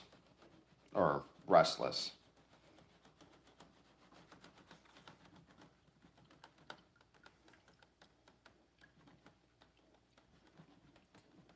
The other part about doing dry plates last year was gloves became hard to come by. Like, really hard to come by. To a point where I had to stop for a while until I could pick gloves up again. And we're going to throw the next plate in now.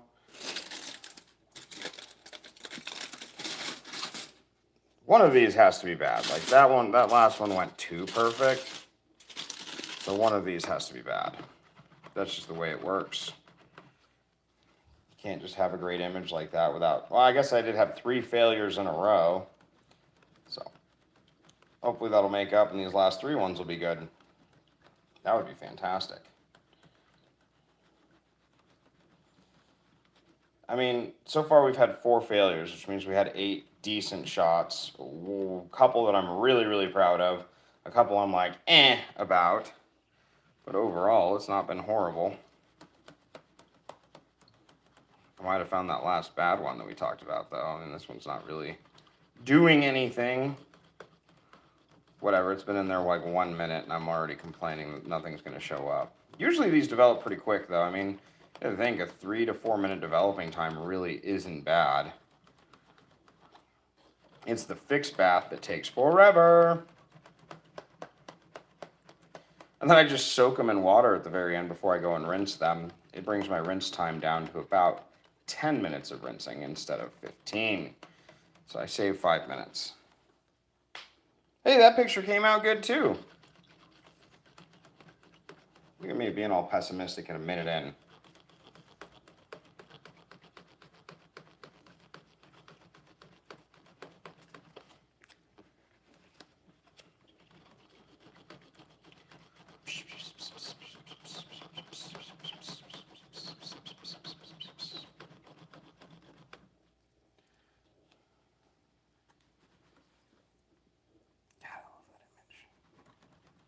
I really love that one. That one came out so great. And this one's starting to come out too. I mean, you guys can see it in the stream, I think. It's a little dark, but it's not really that big of a deal.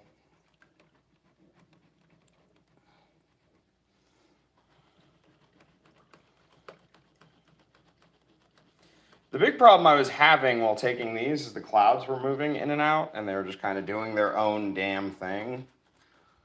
So I didn't have the opportunity, the ample opportunity to just completely go about it. I had to keep changing the exposure time between cloud coverage because it makes a big difference for the most part. That one actually looks good. Move this fixed guy into the water bath. We're going to move this exposed guy into the fixed bath. Then we're going to reset the timer. We're actually going to start it.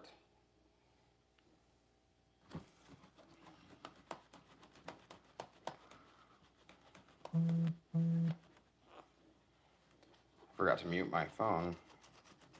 That's why you guys keep getting the vibrations during my live stream. It's because I was kind of dumb and forgot to mute it. Now, usually I have music playing when I'm in the dark room. I usually play Amanda Palmer or Paul Beveridge. Paul Beveridge is actually a local musician. He's provided some music for the channel in the past. He's working on some new stuff, and I'm hoping that he'll let us play with that on the channel, but we will see. There's a weird thing going on about artists. Like, I don't know if anyone's noticed it, but like some artists are super, super protective, or they're not interested in, I mean, I'm kind of that way too. It's not necessarily that I'm protective because I share everything I do all the time, but like, I'm not interested in a lot of things. Like, I'm not interested in like going to like big photography meetups and stuff like that. Like, it's just, I don't know. I know I was complaining the other night of how lonely that photography and being an artist can be, but it's like, it's definitely a self-imposed exile essentially. Cause like, we do a modeling meetup every month up here, and generally I'm working, but like even on the days I'm not working, I'm just like, I don't really want to go and hang out with a bunch of different photographers that I don't know. I guess it's more along the lines I don't know them. I'm not very good at meeting new people. Super introverted. It's a thing, apparently. I'm supposed to be, in August, I'm supposed to go and see, I'm supposed to go get tested to see if I'm on the spectrum, because that's kind of where the signs are pointing anymore. The signs for everything, according to, going to therapy and such, that there might be a chance that is a thing that I am dealing with. And, I don't really do online research on it because it freaks me out, and I don't I don't self-diagnose because I'm not about that, but my professionals that I work with say that I should go get tested. So that might be part of that self-exile that we're going through. And we don't really, we don't talk to a lot of people. I don't talk to a lot of people. I don't hang out with a lot of people. There's very few models that I work with. I do the photography thing, but like when it's a job setting, it's different. I just treat it like it's a job. And so it's different. I guess it's not the same. It's like I do tours. Like I give tours of a haunted hotel. And when you give tours of a haunted hotel, you'd think, oh, well, you're interacting with people. And it's like, no, it's not really the same. I'm not interacting with people so much as I'm just telling these people stories about the hotel. I'm telling them about the history. It's kind of like looking into the camera and doing YouTube videos. Like, not really talking to anyone in particular. I'm just talking about it. And, I communicate. Like, I like the live streams because of the engagement. And it's not live engagement. I mean, it's kind of live. Wearing the customer service mask. It's kind of wearing the customer service mask. No, I think that you're right there. But it's like when I'm interacting with you, or I'm interacting with Nick, or, the people that, like, tune into the live streams, or the people I talk to that I've met via YouTube, like, it's different. Like, I'm I would consider you all, friends and associates and people that I would probably do a meetup with, but that's because we've talked for a while now via YouTube and via, online. It's a little more comfortable for me, but it's like a lot of the people going to those modeling meetups or the photography meetups, like I've never even talked to any of these people, and, it's hard for me to meet new people. Customer service mask is a good one though. Like, I've been in customer service for, most of my life. I mean, we're a service country now. We're not not a production country, so that's kind of the norm. But man, sometimes it burns me out. The tours don't though. Giving tours doesn't burn me out because again, I'm not really like interacting so much as like I'm a character. Like I'm Nick the character. Like tour guide Nick is different than YouTube Nick, and that's different than at home Nick, and that's different than Domino's Nick, and that's different than, you know, the Nick that my wife knows, that's the true Nick. And so it's interesting. It's interesting. We're getting philosophical as we get to the last of these plates to develop.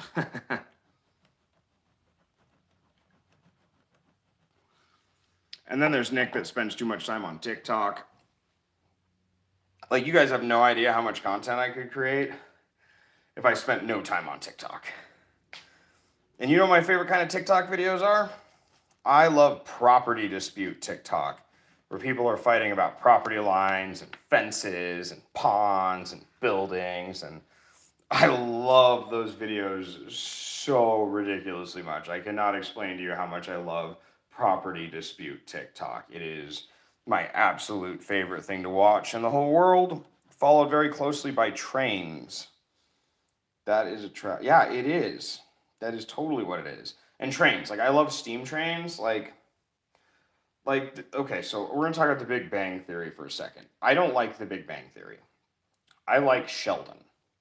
I don't like his friends. I don't really care for any of his associates or anything. Like, if they just made a show and it was, I gotta start thinking about it as a mask from a video of the mask on the albino black. Yeah. Yeah. That's a good point.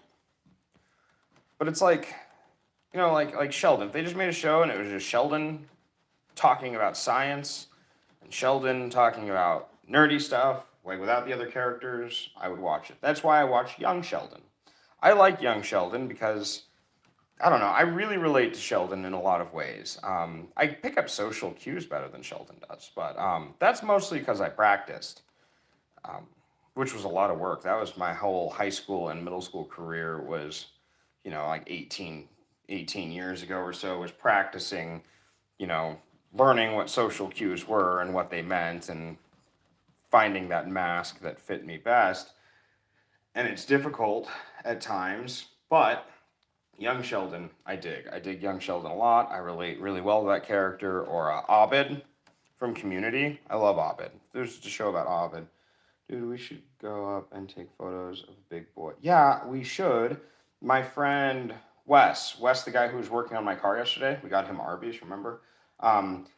It parked outside of his house in Platteville last week. I'll share the video he sent me of it with you. But no, like steam trains, like I don't care for diesel trains at all. Like I'm like Thomas the Train Engine, folks. I don't care for diesels. I like steam trains. Steam is where it's at. I mean, you know, and we're going to Alaska in August, and they have the Alaskan Railroad. Most of those are diesels, but I don't care at that point because I get to ride a train around Alaska. And we're going to be vlogging. I mean, that's going to be part of Vlog Every Day August, which everyone voted they wanted me to do. And since you all voted for that's what you wanted me to do, we're going to do them in YouTube Shorts. So we're not going to be doing them as full-length vlogs. So I won't bore you with that. It's mostly going to be me talking about, you know, the story behind each one of my cameras. It's going to be what video I'm working on today, stuff like that. So Vlog Every Day of Wednesday isn't just going to be me, you know, talking rubbish about what I did that day. It'll mostly be me talking about, you know, like, this is this camera, I got it from here, these are the shoots I've done with it, I'm really, you know, why I like it, why I don't like it, things like that. That's what my vlog every day through August is going to be, is just little YouTube shorts, and maybe that'll help the channel. I mean, who knows, like, I stopped doing shorts for like 3 weeks, and I wasn't doing community posts, and I was just doing regular videos to see what happened, and oh man, my channel numbers, like, the engagement went up, like, video watch time went up. But like impressions, views, all that stuff went down. And that's like not a big deal. It's not really what I'm concentrating on. But I would like the channel to get to a point where I could just make content all the time. Then we could make emulsion. We could make, you know, that camera. We could do like these massive, you know, shoots all the time. And that is a pipe dream. I know it's not realistic. I've said this before. I'll say it again. I don't think the channel will ever reach over 5,000 subscribers. And I'm okay with that. I'm being realistic with myself with that. But I mean, the community I do have is amazing. Like, the community posts I throw up, like, people are always voting on those. They're like letting like the vlog every day. You know, I wouldn't have started doing business related photography videos if it wasn't for the community, you know, voting on those, like the marketing video or like mistakes made when you're starting a photography business, like stuff like that. I'd have never even thought about, you know, I just kind of threw that out on a whim. Like, I wonder if anyone would even be interested in this stuff. And I was very surprised that people were in fact interested in those kind of video ideas. And that's why we started making those. And like, I watched a bunch on YouTube before I made those videos because I wanted to make sure I wasn't just repeating what other creators were saying over and over again. I wanted to make sure that it was something, you know, relatively new and relatively, you know, I mean, obviously things like business cards, stuff like that. That stuff has to be said. You know, that's like really normal stuff. That just kind of has to be said. But like, really, to me, it's like, you know, I want to make the videos that you guys want to watch. Like, that's my whole thing, is I want to make content that will be interesting to others. As interesting it is to me. Like, I'm not going to sell out and start doing challenges. Like, I'm not going to be going and eating 20 ghost peppers or anything like that. And if I wanted to make a channel that would just get views like that, I'd just be 5-minute crafts. That's what I would do.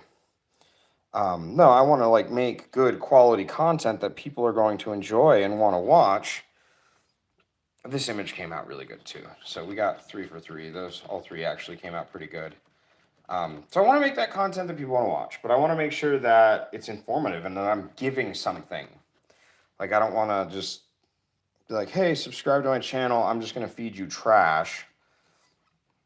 Like, I want to make sure that everyone is getting their time's worth with me, where it's like, you know, it's, people want to watch because they're learning something or they're getting something, you know, informative. This is the last photo, so we're going to move to the fixed tray with a fixed bath with this last little bit before we go and rinse them. And we can live stream the rinse. Would someone give me the time, please? I, again, cannot check the time.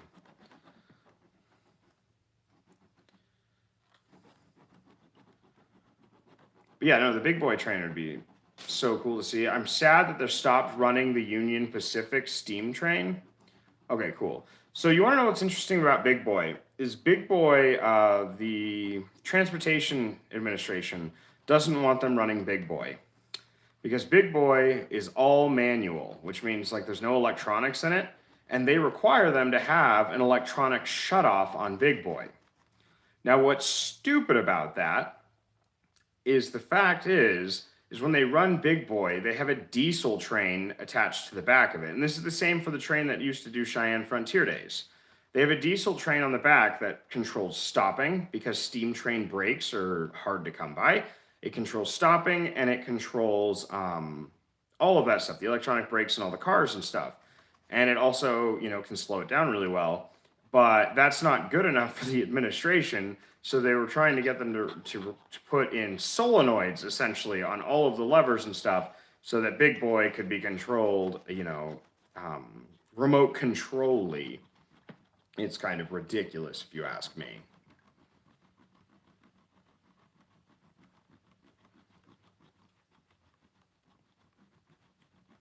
I'm quite disappointed with Velvia 100 going by the wayside. I did order some, though. I ordered some off of Amazon, so I'm happy about that. I don't know if we're going to do a video on it or not yet. I might break out the other N80 that I have, the one that I didn't give away, because I had 2 of them. Now, the question I want to ask is, you know, out of the 3 of you, do you think that a D5100 with a lens is a good giveaway at 5,000 subscribers? Like, again, I think that's about the peak of what I'll reach. That's kind of absurd to try and retrofit a class. Yeah, exactly. And it's one of the very few, what is it, an 844? I think it's an 844. It's a big train. It's one of the few 844 trains that, like, is operational. The rest of them are museum display pieces. Like, it's one of the very, very few. And they're like, yeah, you have to retrofit it.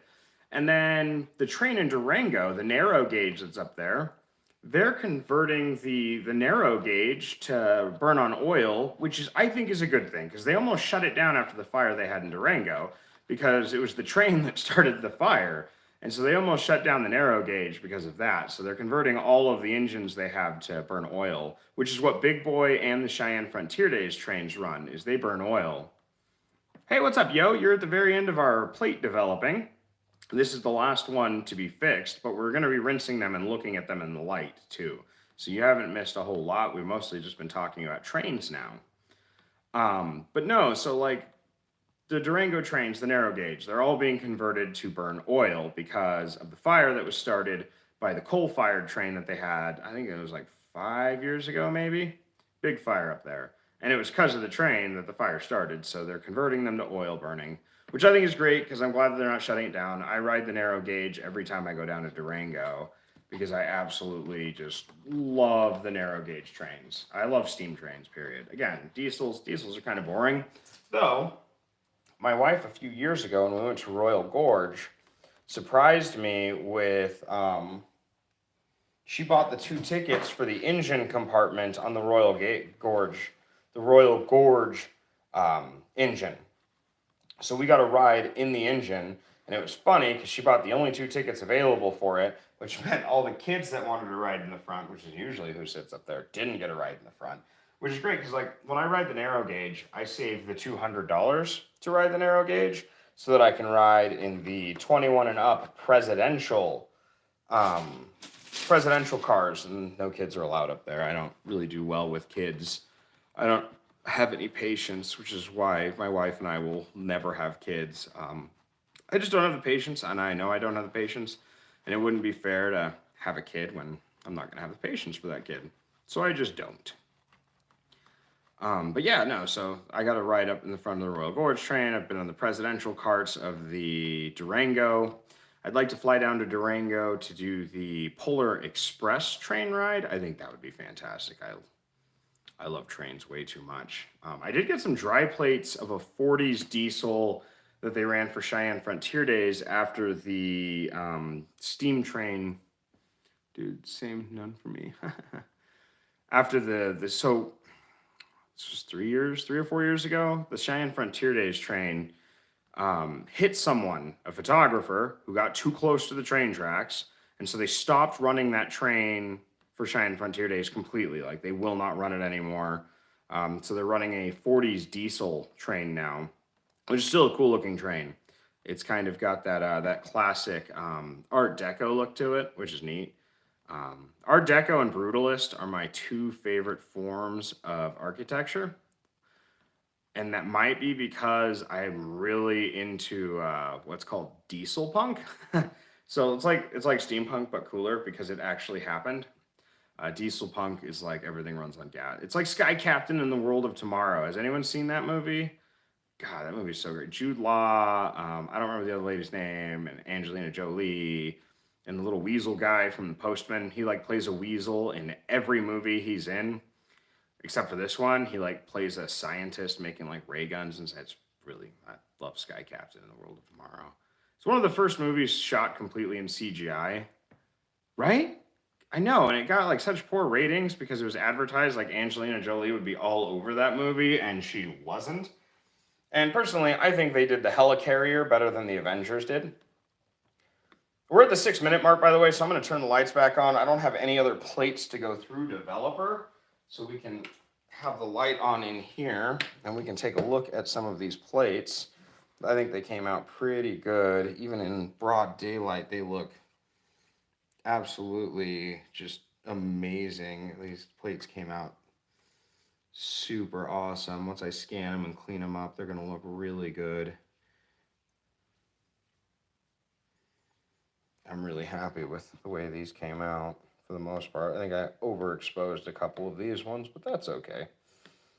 I pulled them. The plates look good. I mean, Tintypes have a weird shape to them. Once they dry, they'll darken up a little bit too. That's what I've learned about the Rockland kit. Where are we at? Almost time to pull this one out and go and rinse and examine the plates that we got.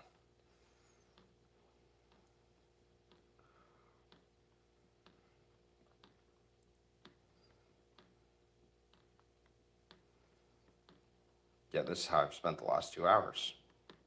8 minutes. Sweet. About a minute left.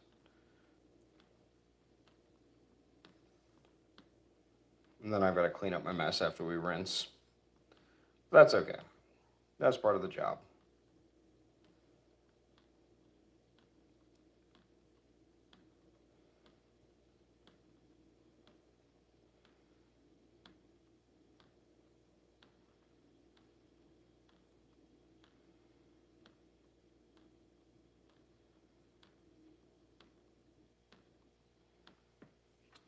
Yeah, once I scan them, like I'll be able to clear them up and everything a little bit better, dehaze, that kind of stuff.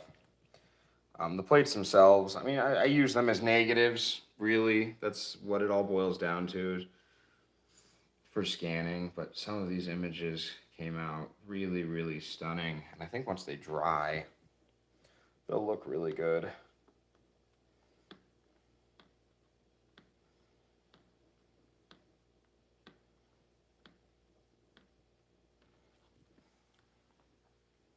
Perfect. Perfect, perfect, perfect, perfect, perfect, perfect, perfect. It's time to ruin the developer and fixture by mixing them together for them to be disposed of. And then I gotta clean these out before they crystallize. But we will clean those out later. I'm gonna take you with me to the bathroom where we are going to start rinsing and going through the plates. Let me swap this over. Sweet, sweet, sweet, sweet. My garage is a mess, by the way. I'm gonna put the dog outside so she doesn't run into the bathroom. Sophia, let's go outside. Let's go outside. The bathroom is the kitty room. It's where the litter box and the cat food are, and the dog likes to eat both of those things. So we're not gonna do that. Let's see here. I'm gonna drop you off so I can bring those plates in here. We're going to rinse them probably in the toilet, or in the, not the toilet, the bathtub. So let me see if I can put this cool tripod I got from Nick over here. That will work. I'm gonna go grab those plates.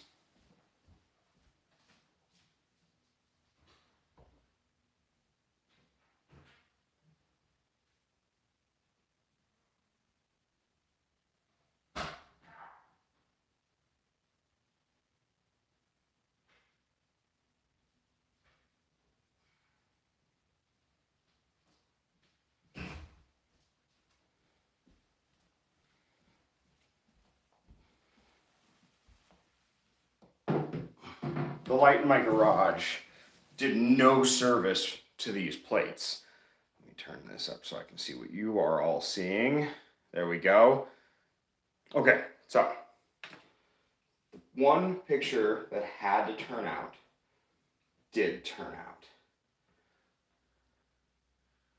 How cool is that, you guys? That came out absolutely amazing. I am so happy. So now we've got to turn the water on. Now with the rinsing stage, you don't want to use too much pressure and you don't want to be too hot or too cold. Thank you. I'm so excited. Yeah, no, totally. Every dog is like that, I think. But I gotta get this water temperature correct.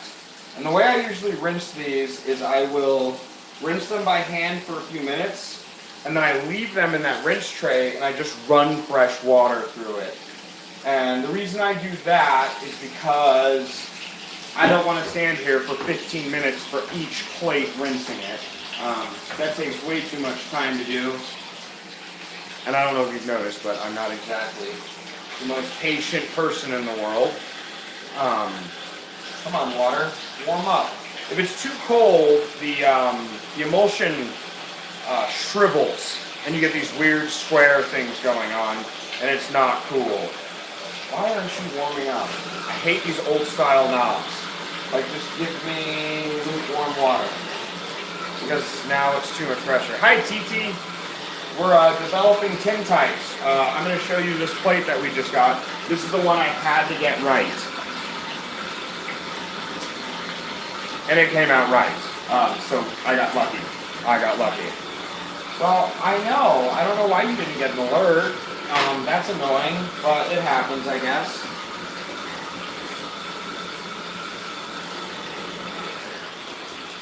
Okay, I essentially have a bath now, or like a tub. Like I've got the SS dry plates in here, floating around in my tub. 1 second. I can't let that fall in the tub.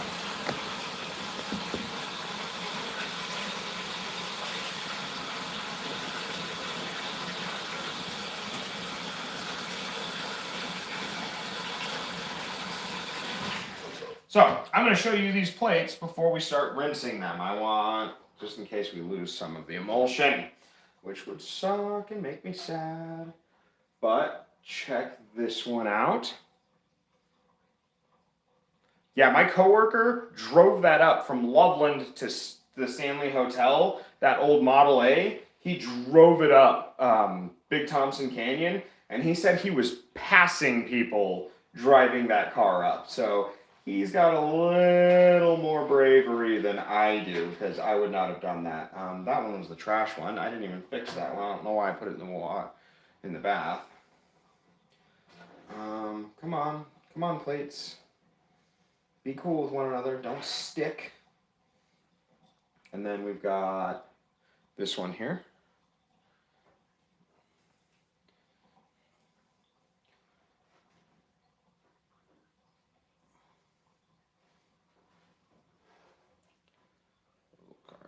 They don't build them like that anymore. Like, they just don't.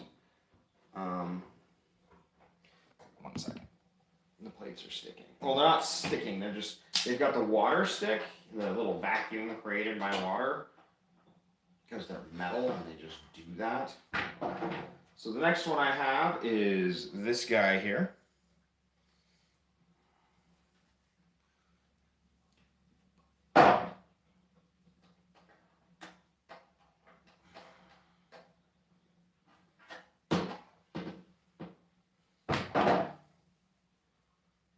The next one is this. It looks kind of ghostly. I'm definitely digging it. Could you not?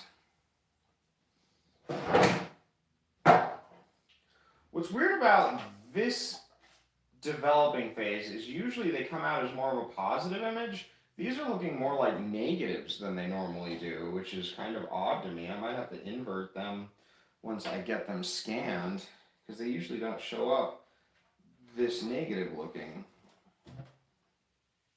And it might just be my eyes playing tricks on me. I don't have the best of eyes. I've said that in a few streams now. And I've got this one here. And this one here.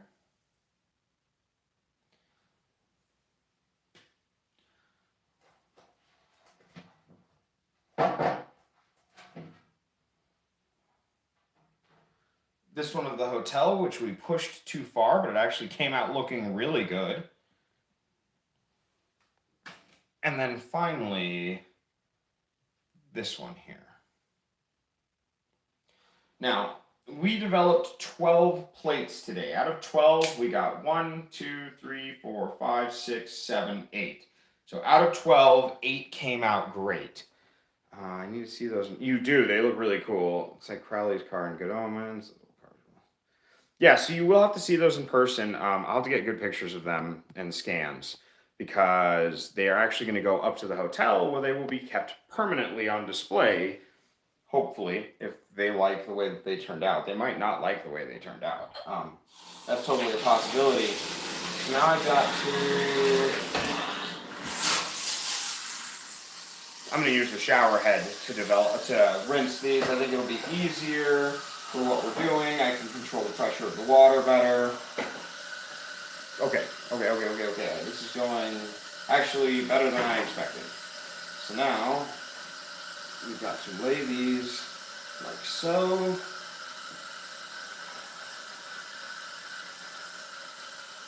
Because the reason we have to rinse the plates is to keep the fixer from just keep turning them yellow.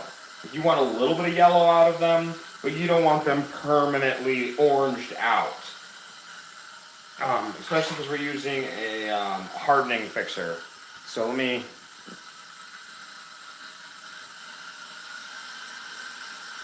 So that might be actually better to see. If the temperature is too hot, we're going to turn it down a hair. Oh, dude, Ari, these look so amazing. Out of 12, we got 8 good ones, which means I had 4 failures. One of the cake being cut, you know, the one that caused all the issues. And then the Aiden Sinclair ones did not come out well. That pressure's still a little higher than I'd like it to be. But it's not wrinkling any of them. So the fixer hardened correctly. They feel like leather, which is the key with the fixer. I've got a better idea. Just 1 second, everyone. Just 1 second.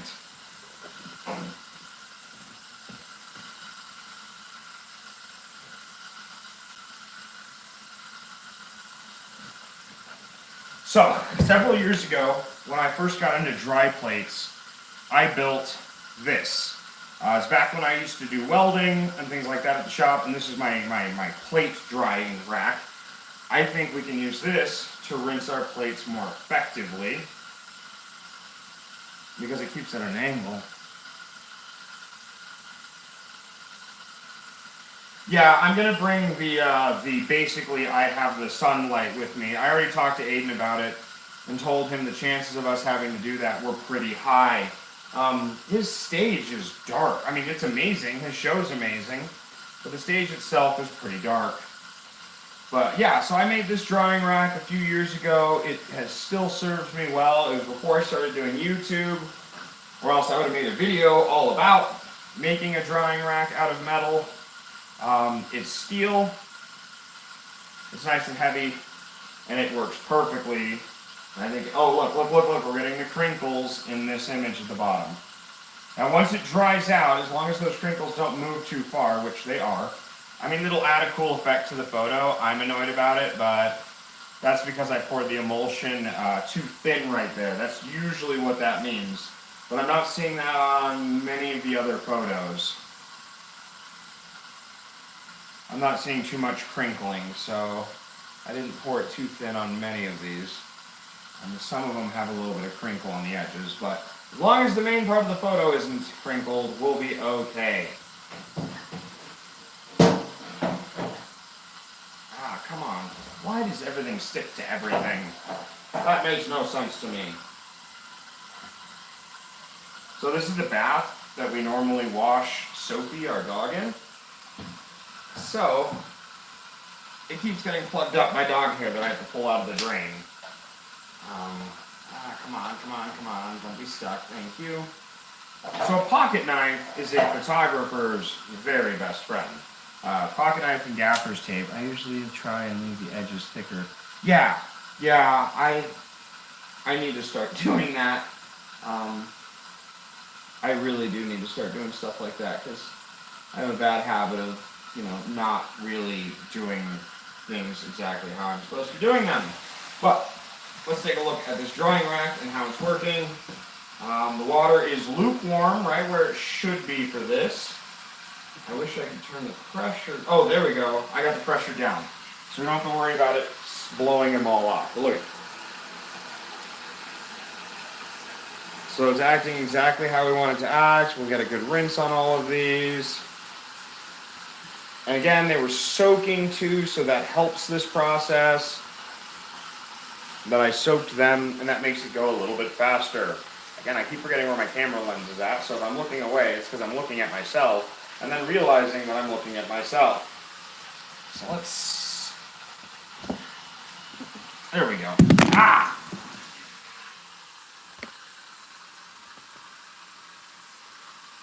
Let's see. Things do not go as smoothly on video shoots as they look in the video. Isn't that a weird concept? There we go. That's better. I just have to make sure that these aren't sticking together. Some of them are kind of close to one another. And I just don't want them to stick together while they're rinsing before they dry. But we got that nice leathery feeling on them. Ah, there we go. Now we can rinse. And hopefully we don't get too much distortion. I'm using my hands to bring down the water pressure even further. But what I've noticed is where they've clouded, and I remember we were talking about the clouded earlier when we were developing, where they've clouded actually kind of just makes them look even older. It turned out to be a really cool effect. I'm not as disappointed as I thought I was going to be in this shoot. Out of 8 images, or out of 12 images, we got 8. That is amazing to me. We're going to let them dry for a few hours. Tonight or tomorrow, we're going to live stream the actual the scanning process, because I have that Epson scanner. We're going to live stream scanning them, so all of you will get to see the images first. Now I'm going to download software so I can screen share, and that way you can literally see on my screen when it pops up and we open up in Lightroom or Photoshop, and you'll be able to see the images clearer than with my little camera thingy. And so far I'm not seeing any more crinkling other than that one image. Again, I could be wrong. When they're wet, they look a little bit different. But this rinsing process is actually working out really, really well. I'm really happy with that. Yes, absolutely, Nick. Nick will be here later today. We're going to be shooting the rest of my D40 landscape review. I don't have it completely done. So we're going to be shooting the rest of that, and then he can show me how to do that so I can live stream on my computer. The audio is going to be terrible. The camera on there sucks. But, you'll be able to see the images as we scan them, and it'll be a ton of fun. Do you like doing wet plates, and just because the stuff you have to use wet plate, and is there a difference in how wet versus dry? So yes, wet plate I like doing. If I had the fire cabinets in the garage to store the stuff here, we would do more wet plate content. Wet plate and dry plate are really similar. Wet plate isn't as sensitive as dry plate. So dry plate is usually a faster film, not by much. We're talking 2 or 3 stops. Okay, the Logitech. So it's like 2 or 3 stops difference in speed, which can make a big difference. The problem with wet plate, the hard thing about wet plate, is you cannot take photos without having a darkroom with you. So the dry plates, I can go out with a minimal load. I mean, minimal for dry plate is still a lot, but I can go out with a minimal load and take dry plate photos and bring them back to develop. If we're going to shoot wet plate, I have to have a darkroom with me. There's no way around that. There has to be a darkroom. These photos are coming out amazing. I cannot wait to share them all with you tomorrow when we scan them, but I am so excited with the way these came out. The rinsing process is going really well. I think we got about 5 or 6 more minutes of rinsing, and then we can let them dry, because they're rinsing perfectly in this manner. And they might, like I said, we might get some crinkles, but it's not looking like it. Yeah, the wet plate process, or the wet collodion process, as it's called,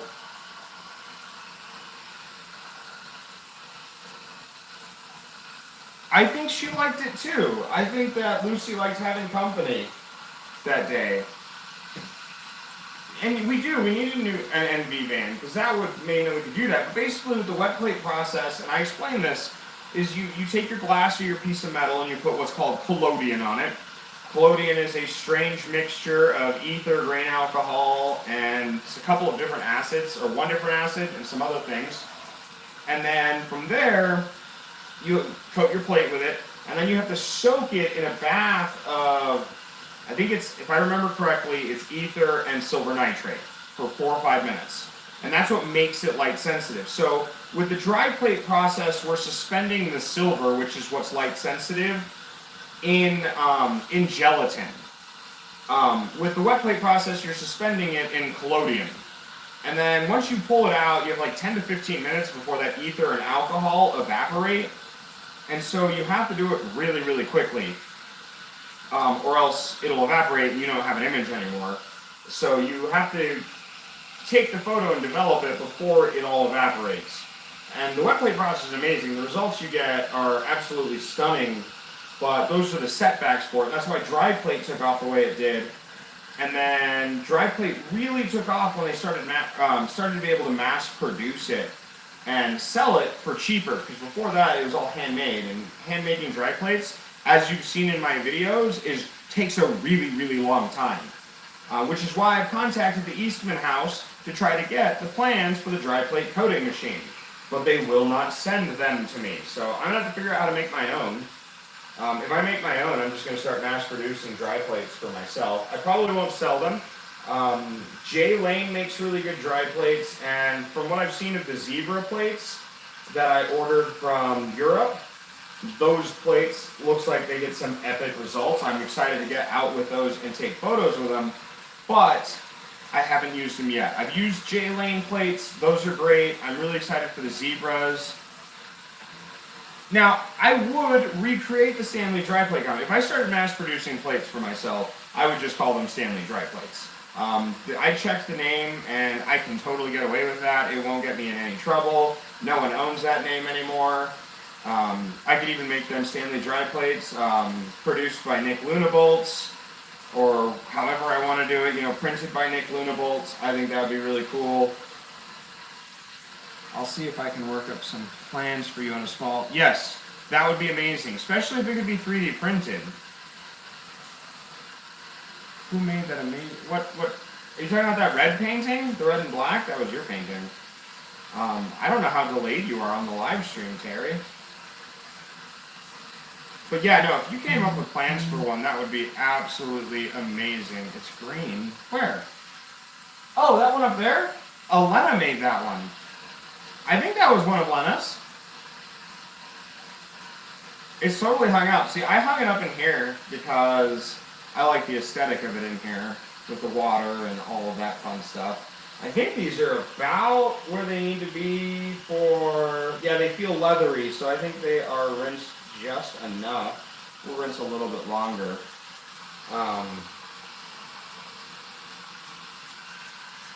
I'm really excited. I'm going to show you guys these plates one more time before we set them up to perma dry and just leave them to dry, and I have to go to my meeting.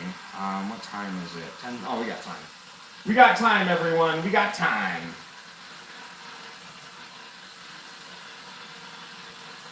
But these plates came out amazing.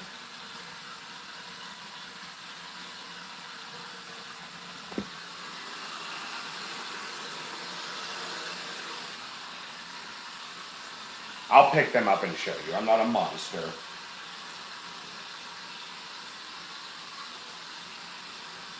All right. Time to take a look. Is everyone excited? I'm excited. So, ribbon cutting. Ribbon cutting came out great.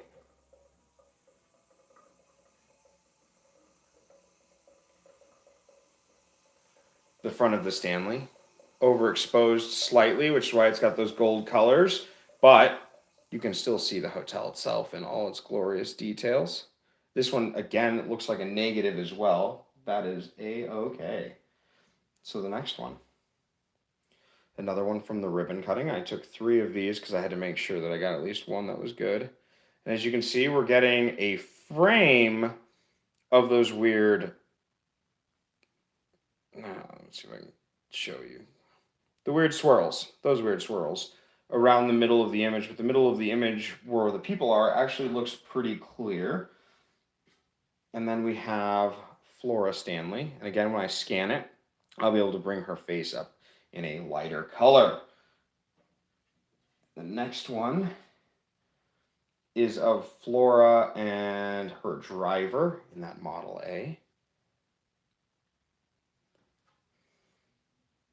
I can't imagine how much fun that Model A was probably to drive up the mountain. It was probably actually terrifying to drive up the mountain.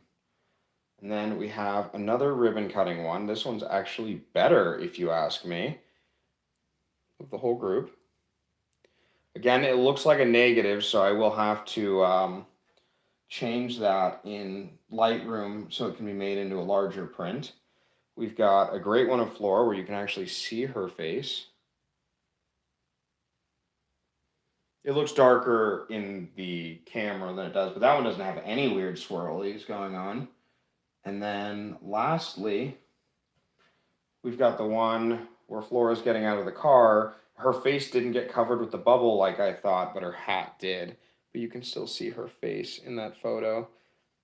but the car, the outfits, and the process. And this one's got the swirls too, but that's okay. We can clean that up as a dust removal in the scanner. I'm really, really happy with how all of these came out. I think it's absolutely amazing. Even the ones with the swirls, they look good. I don't mind the swirl. The swirls add a cool age to that. I'm disappointed with the swirls, but I'm not mad about the swirls. When we scan them, that can all be cleaned up in Lightroom. The actual prints themselves, I mean, it is what it is. Like, these are 1.5-year-old plates. I didn't know exactly how they were going to react, but even so, like, the middle area is still really, really smooth. They look really, really amazing. And if I scan them right, it's not going to be a big deal with the swirls, because you see that. You can't see the swirls until the light hits it in a very particular way. So I think these dry plates came out really amazing. 8 out of 12 is pretty good if you ask me.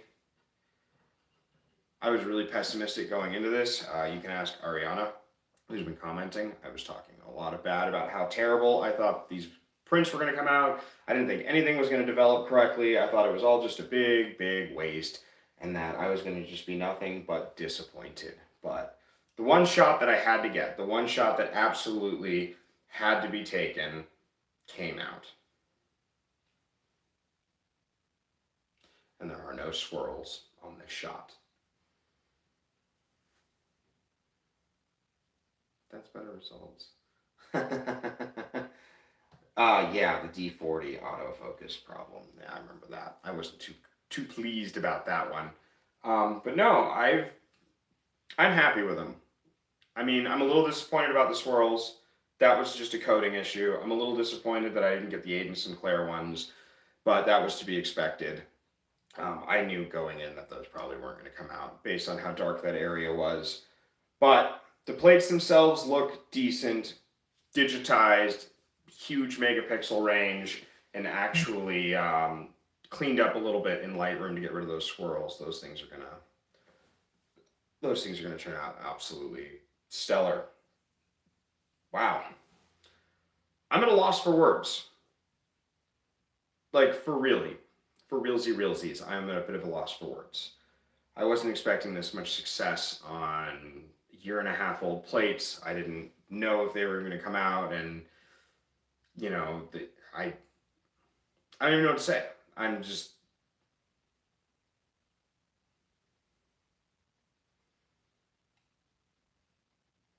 I don't always have great results. I delete hundreds of photos all the time and videos and all that stuff. But I think when you start an art project, I think most of the people on this live stream are artists. When you start an art project, you finish it and you just look at it, or if it's a video and you watch it, or if it's music and you listen to it. And when you realize it's done, you went through all this work, this huge process, expecting the worst case scenario the entire time, and when it all just is finished and done, it's kind of awe-inspiring. That's how I feel about it. I could just be full of myself. If you think I'm full of myself, just let me know. But I think it was a great success. I think I'm very, very happy. And I think that you're right, Terry. I think it has a lot to do with the fact that we just look down on it the entire time, and when it works out, it just feels good. I feel like the frog. Feels good, man. Feels good.